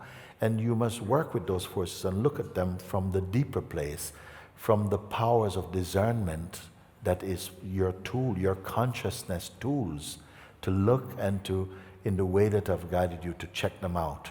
When you check them out, they check out. You just keep looking and confirming. There's not a lot of work to do. If you find a single thing, stay as the awareness. Keep observing without attachment, and everything becomes clearer and clearer for you. It is simple. And it is grace of God that has brought this ancient, in fact not ancient, timeless pointer to meet us in this period of human existence, that you don't have to go through so much complexity, you don't have to go through necessarily so much spiritual gymnastics and all these things, and no. In simply recognizing, identifying how these mistakes are made and the mechanism of the egoic mind, it's very simple at these pointings. And I will tell you again that it was not long ago when these kind of teachings were not widely available. There was no internet, and there was not thousands of people showing up at some small hermitage or something to try and find out the truth. There were people gathering in very large numbers to discover, to move in their search for truth, but in accordance with their temperament. But this path, which is so pure and so straightforward, so immediate, so accessible, so universal, which I perceive to be the most simple, actually. It is the most simple, but the seeker of truth is quite complex. And that's where the difficulty was encountered. It is simple, but it will feel impossible for the ego. It is simple, but it may feel impossible for the ego. But then I've showed you, you're not the ego. You are that which is capable of witnessing this. And as soon as you keep on remembering this, because sometimes it will seem that it's easy to forget that and to just be back into this strong kind of egoic state of mind. And you have seen also what happens when we give preference for the kind of thinking that your ego produces or the egoic mind produces. You can get pulled, and you still feel like you're you, but you get pulled into dark states of consciousness. It is also a play of consciousness. But you always have the tool to be rescued and to come back. If your heart is open, if you trust in God, if you're open enough, you will find someone who will help you to come back into the purity of your heart. That is what I want to tell you.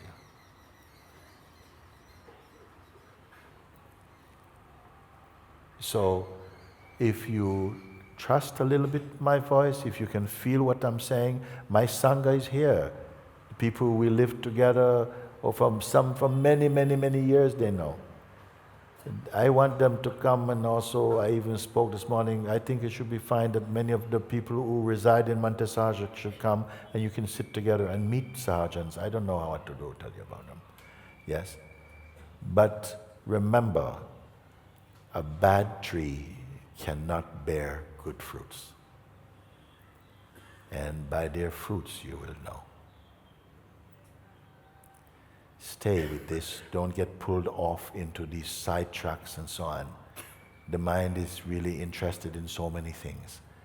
But if you begin to experience, not just believe only, but experience the beauty of the inner way, as you discover, and the simplicity, and the support, and the broadening and the awakening of what is true in you, you don't need anyone to tell you that it is true. Your being itself confesses it's true.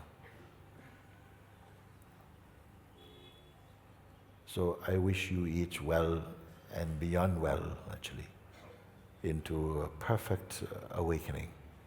But even if it's partial awakening, don't go to sleep in partial awakening. Partial awakening will bring you many nice things. When we are in our ego, this is one thing I had the good fortune of speaking with Rohini-ji, and we were talking about this. Sometimes the seekers come to a certain place when it's like they're not in the ego anymore, when they were struggling.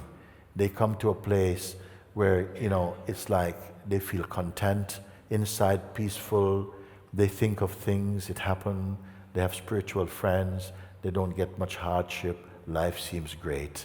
And they feel this is it. Press pause, and that's it. Okay? And I will say what happens is be careful, because right there you may go to sleep. You come to a certain point where it's plateaued off, but it's not the peak. and you go to sleep on the plateau. You start to feel, yeah, everything is fine, I feel so good, I've got spiritual friends, and I meditate, 3 times a day, and I feel nice, and you have all the beautiful pictures, and you wear all the malas, and you look really great. You might even write a book or so, you start to, meet people and talk by yourself, but it's not finished. And I hope you are here to finish.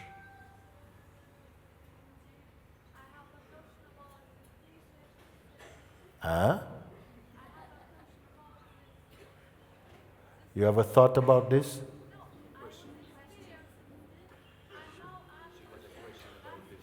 Come and talk to here then, we got a couple of minutes then.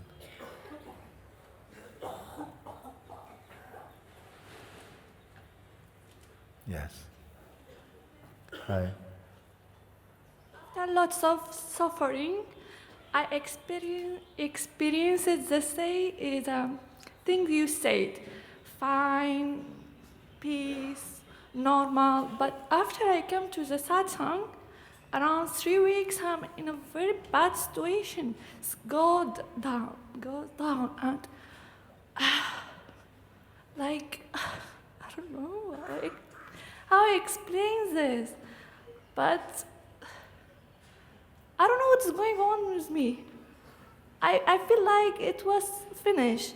Now I'm in a peace, but I came to satsang to lose myself, because this is my goal, this is what I want, this fire is inside me. But instead, to go in a more peace, every day I feel like disappointment. There's a very strong. Yes. Your mind was not finished. And here, what happened now, the rest of it is being exposed. And because it's being exposed, it cannot hide. It's like hiding behind a sheet of glass. And these energies, they cannot hide, they cannot stay in the shadows anymore because satsang is exposing. Don't identify. It's the being is only burping out all these tail energies that's left over. We have people who came to satsang for a while and they left.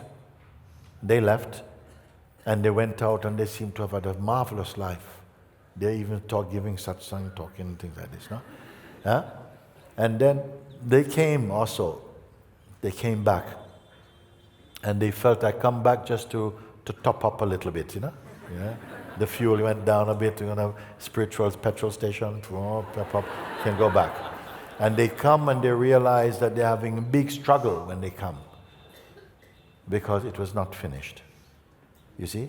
Some people write also and they say, yeah, I watched the invitation, it's so great, thank you so much. Oh, it's so fantastic.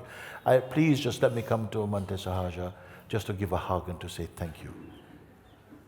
Okay. They come and they're hiding. I'm walking like this and they're hiding behind the tree.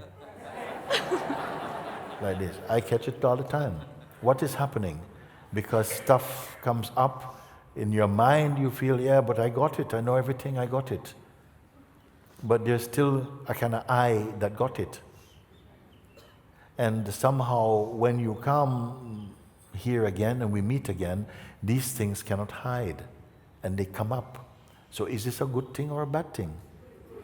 Yeah, it come up. If you are earnest, you'll say, whoa, it feels so unpleasant, but it's a good thing I come.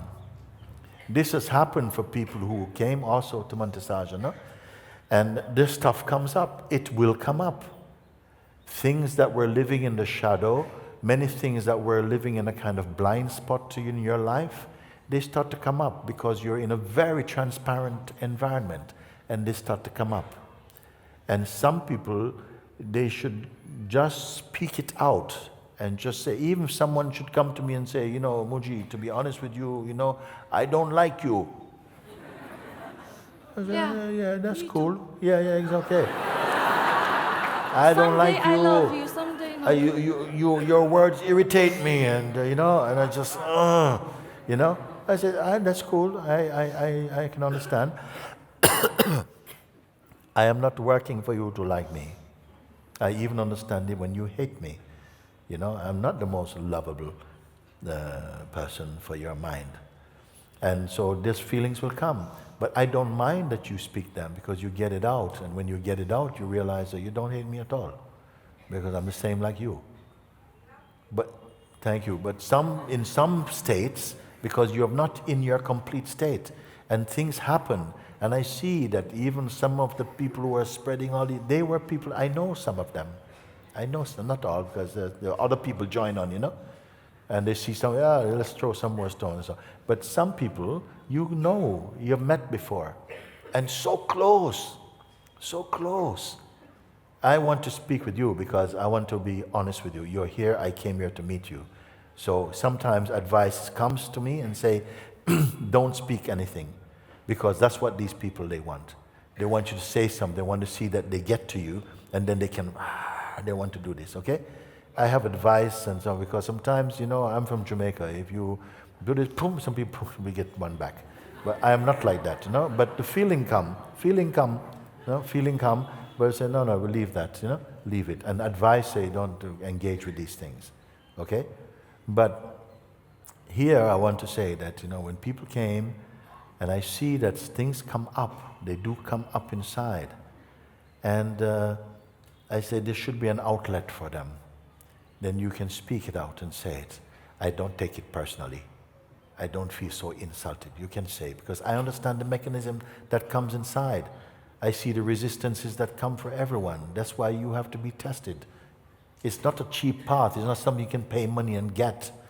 You have to, it has to cost you almost yourself to win yourself. So I understand why these things, they work like that.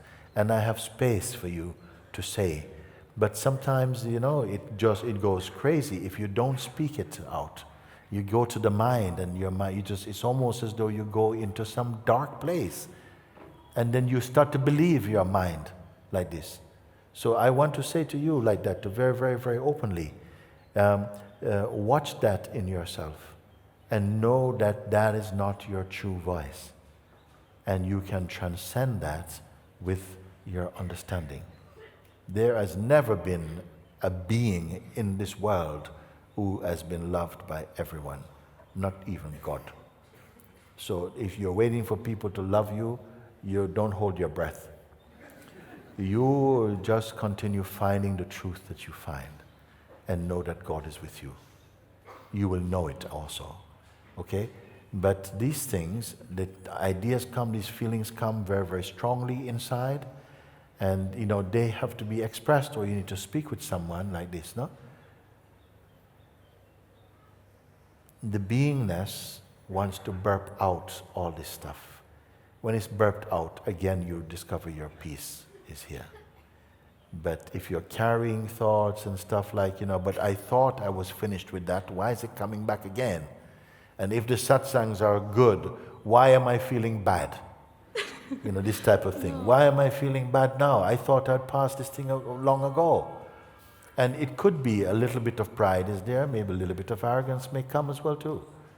But don't fall into those traps. You just come and you listen and you hear again the real guidance. I'm not telling you to remember 15 things or 10 things, but just in the simple guidance that come, just walk your walk back into yourself. You are winning yourself back from states of delusion, and it doesn't come easy. As I said before now, the thousands of people came for satsang. And it's not in my heart that even one should just miss it. Because I know you are the self, but it's not up to me. I'm not earning commission for getting people. But I love to see, it's part of my joy to see people being liberated from their projections and so on. And why not you? Now, yesterday, as I was saying earlier, some of these people who say things are people who lived very close, but they did not transcend that. And I said to some of my Sanghas recently, you know, how are you different from these people? What makes you any different? And nothing you can say to me, like, I will never do that, I can never accept your voice. I don't accept your voice. I don't need to. I only ask you, continue in your inquiry, continue in your observation. When you reach that place, then all these things, you're finished with it. I don't need a human, kind of what you may call testimony. I'm not working for that. I don't need your promises. Oh, Guruji, I'm always going to be here. I don't really, that doesn't go very deeply in me. To watch you looking and seeing the clear deliverance that's taking place in you, that is beautiful. That is beautiful. And I know it has to happen because you have the advantage. Why? Because you are already the self, dreaming that you're on a journey to the self. And satsang is only to help to wake up, because this dream can go on for a long time, actually. It can even become nightmare. So satsang is your waking room. It is your friend. It's the place that you come to wake up to the truth of who you are. And my advice to many of you, don't follow and go and look up this and read, because it's of no value to you. If you trust my voice, I tell you they are not true. Don't go and get all your mind all scattered by these people, because they don't care about you. They don't care about me. They don't care. Actually, they don't care about anything. They're not interested in truth. It is just a way. Some people seem to be happy to try and destroy other people's lives. It's like that. They cannot destroy what I am.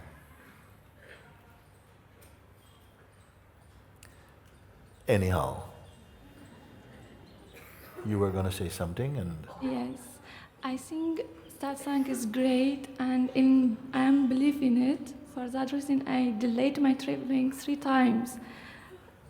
It was in you delayed what? Traveling. Sorry, delayed My flight. Traveling. Oh, you Yeah. postponed your travels? Yeah. 3 times, okay. But the problem is this force inside me is so strong than before I cure my suffering. And I didn't believe, I cannot figure out which was inner speaking, which is mind speaking. And I feel ashamed and I feel a liar.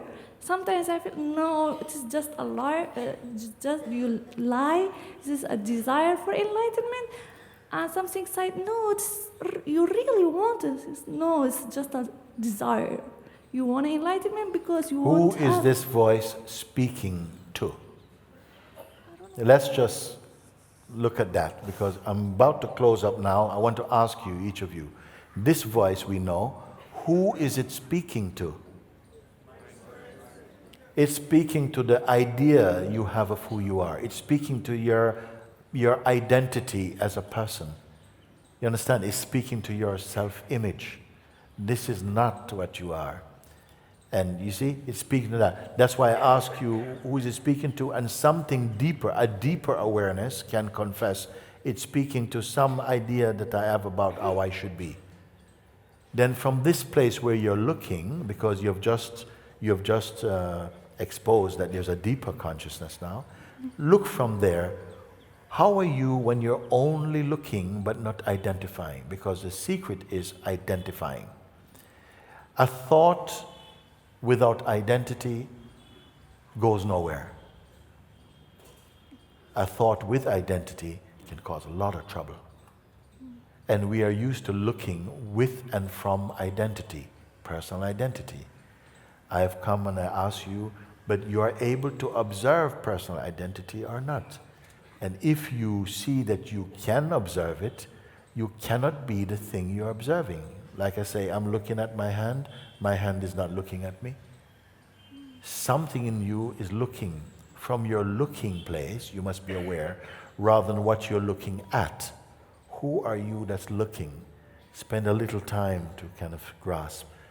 From where I'm looking now, if I don't combine myself with the projections of my mind, how am I really here? And you will begin to find out. And this is why over and over, I am repeating this over and over. But your belief in your identity may be stronger than you're listening to what I'm saying. Again, I am saying this over and over and over. It's not that I'm saying 15, 20, 30 different teachings. I'm saying this over and over because this is the thing you need to catch. But perhaps your identity or your belief in your personal identity is louder and stronger than my voice being received in you. And it just because I've said things, you've listened, and you still come back and say, yeah, but my mind, you see like this. And then this is why I say, you've canceled your ticket, okay, but you've not canceled your mind. And we need to look at that. We are doing that right now. That we are not, something is believing in the thoughts that's coming in your mind. But the believing and the believer is also perceivable. I'm showing you a space in you that is so pure. And as much as I push you down there, you find you're still there. And emptier and emptier and emptier and emptier and empty until you are formless. Am I doing a disservice to you? Because as much as you are identified with so many things, you become confused. So I tell you, but if you look from here, if you look from here, and then okay, and then look from here, yeah, and look from here, what are you discovering? Can you look at the one who is looking? What is this? And you're finding that your environment, your way of perceiving, everything is becoming clearer and clearer and clearer again. You see? We are either taking a reading of what the mind is creating and constructing through various influences, or you begin to just observe. This season of satsang, the emphasis has been on observing without identity. Do I need to go into other teachings with you? No, thank you. The power is so condensed in your seeing, you don't need to do anything else. And the results are immediate.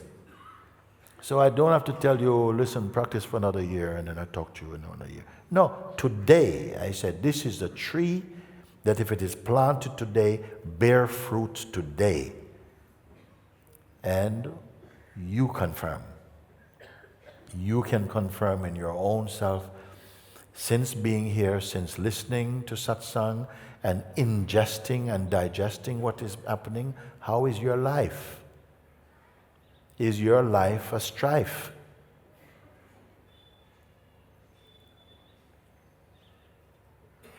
Then, of course, the mind comes, and again, somehow we feel the reflexes, we identify.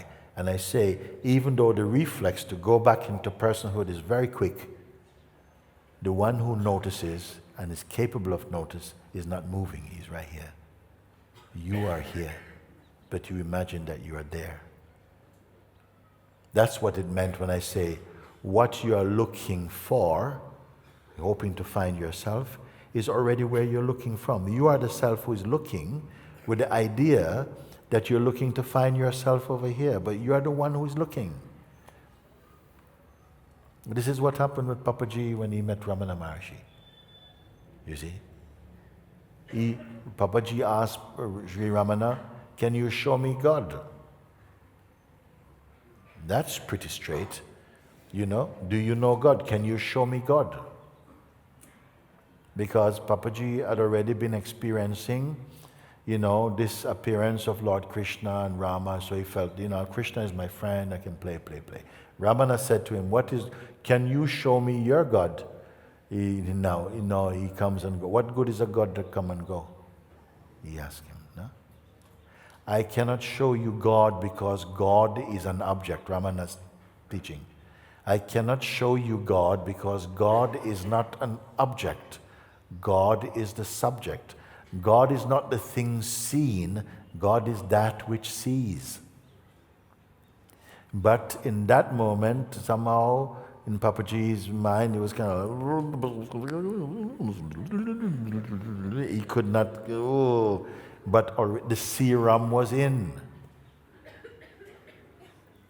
It wasn't an advice to his mind for his mind to carry out that advice. It was Guru's grace. Papaji himself said to me, if you are to discover the truth, you must disappear. What does the mind say? Well, if I disappear, how am I going to find the truth? Of course not. It was not an advice to the mind. It was the Guru's grace inside. It was already too late. The serum was in. Don't let your mind be your Guru. He has a lot of things to tell you. But the psychological, ego-centered mind is not going to support or cooperate with anything that threatens its existence.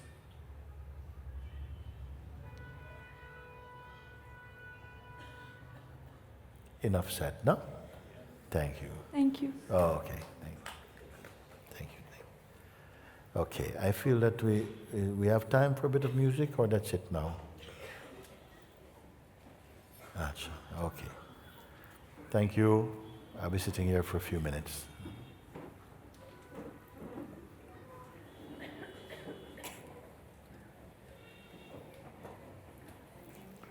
Huh? You come? He says, can he cuddle me? This is what to say.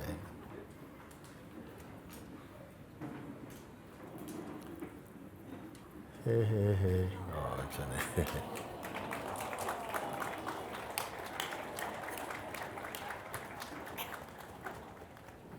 Thank you. Very good. You want to sit with me here a little bit and we listen to this music? Okay. Okay. Thank you.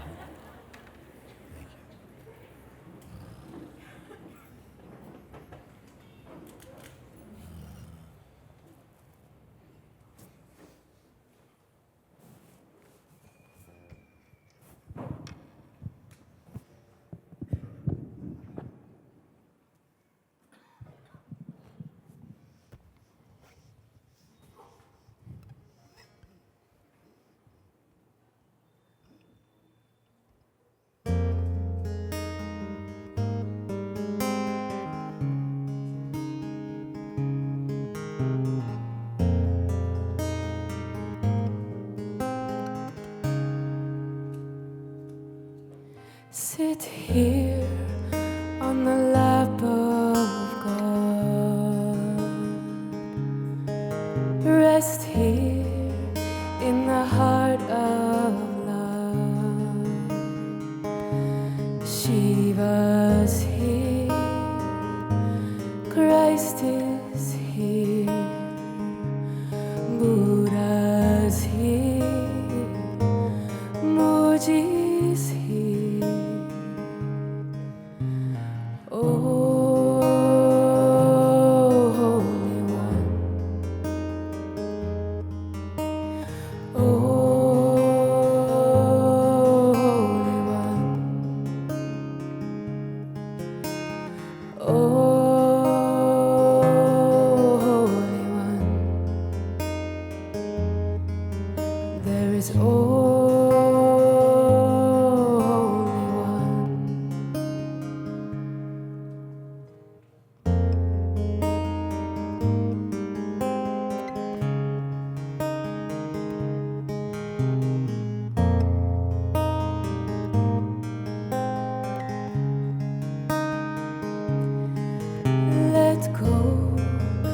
The thoughts and fears, let all just fade into here. Krishna's here, Rama's here, nearer than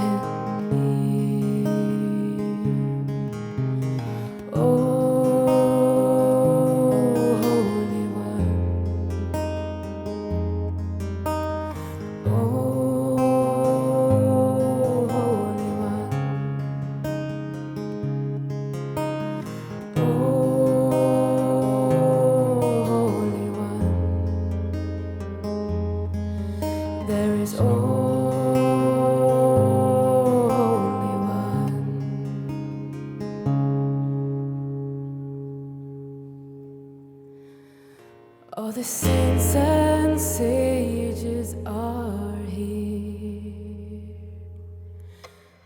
saints and sages are here. All the saints and sages are here. All the saints and sages are here. All the saints and sages are here. All the saints and sages are here. All the saints and sages are here. All the saints and sages are. Hallelujah.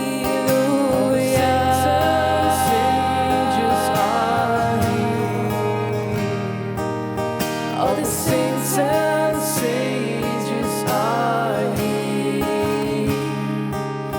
All the saints and sages are here.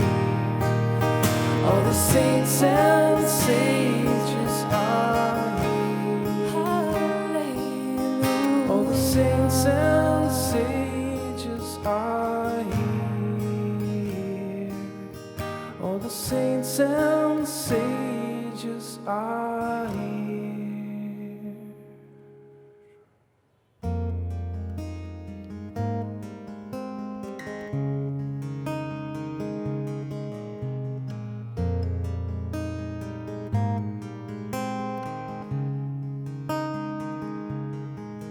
Rest here on the lap of God.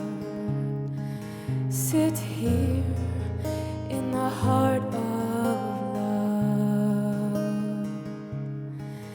In an instant of an instant, in the inside of the inside, He is here. He is here. And you are here.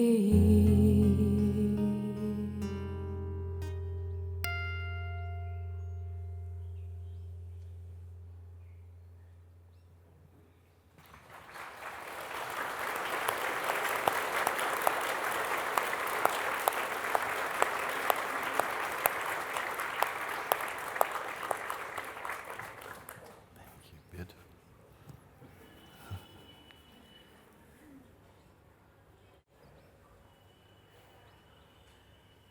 I want to thank all of you because I am not accustomed to sit, and it was not my feeling to come and talk to you about some of the things like this, but for your sake, for the sake of the Sanghas, I come to speak. Please now don't require of me to keep talking about these things. You must go in your own way.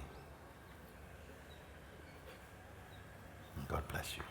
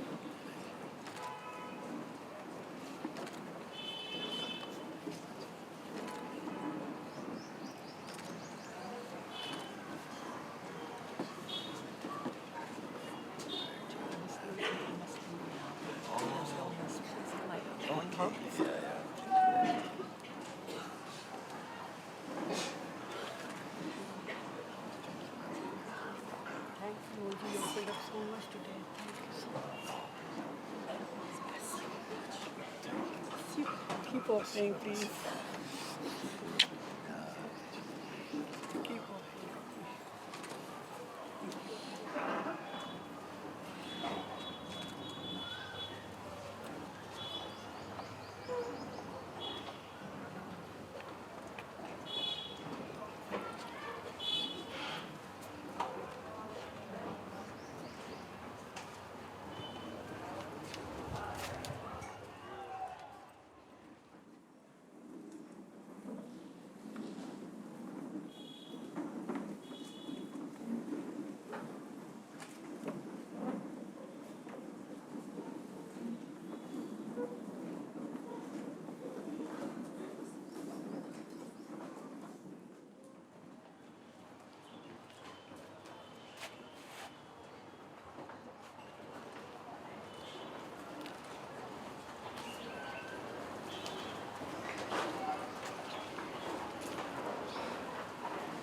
Love you, beloved master. Thank you very much. Thank you. Thank you.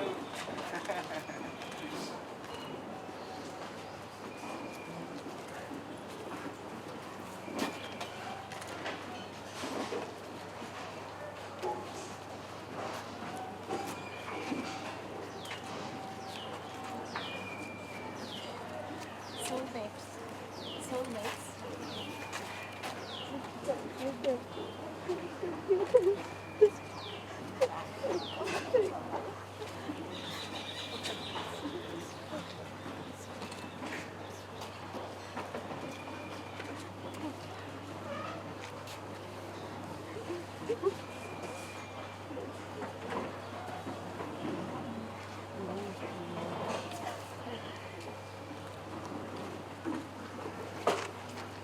Moojibaba, love you. Love you, love you. Love you, Moojibaba.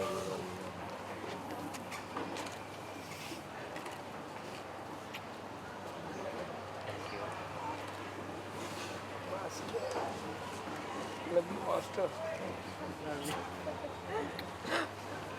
Thank you so much.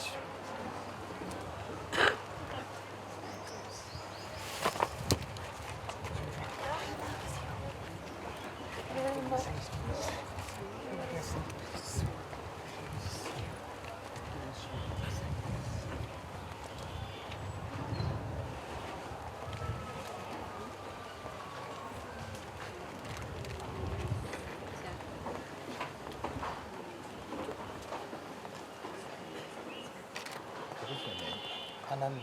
A-N-A-N-T. A-N-A-N-T.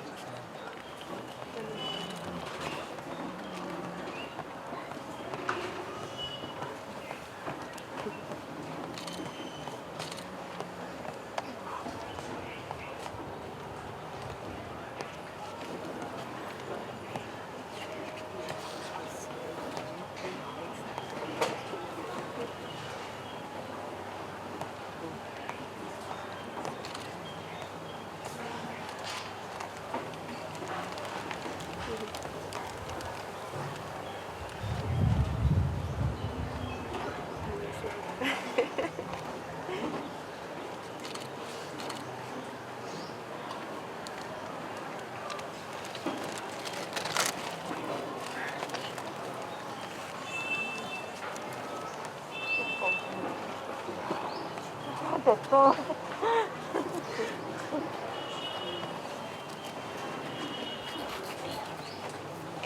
Give me a blessing.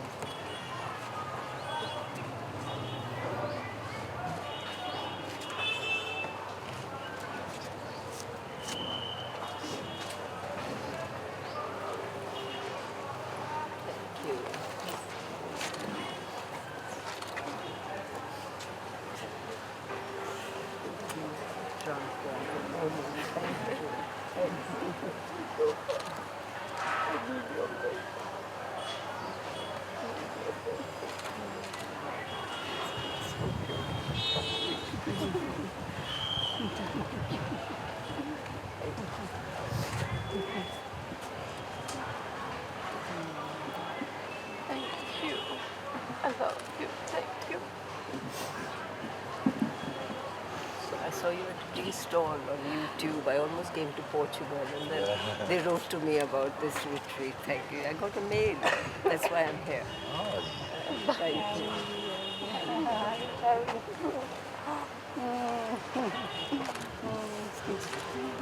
Love you so much.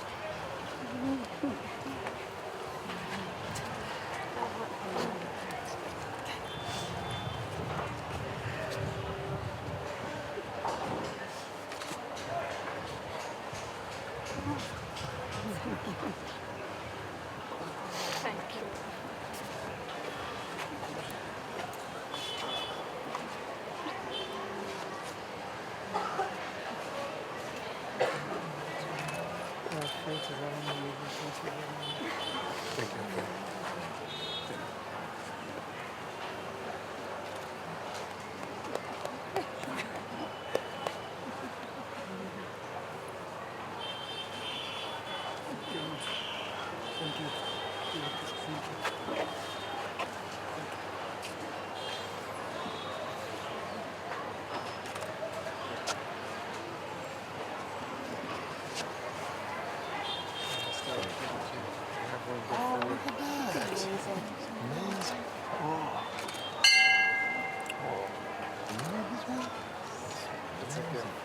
The expression is completely.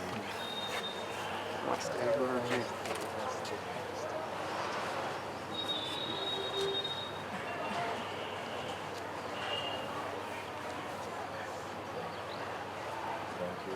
Love you, love you, love you, love you, love you. Thanks for the love.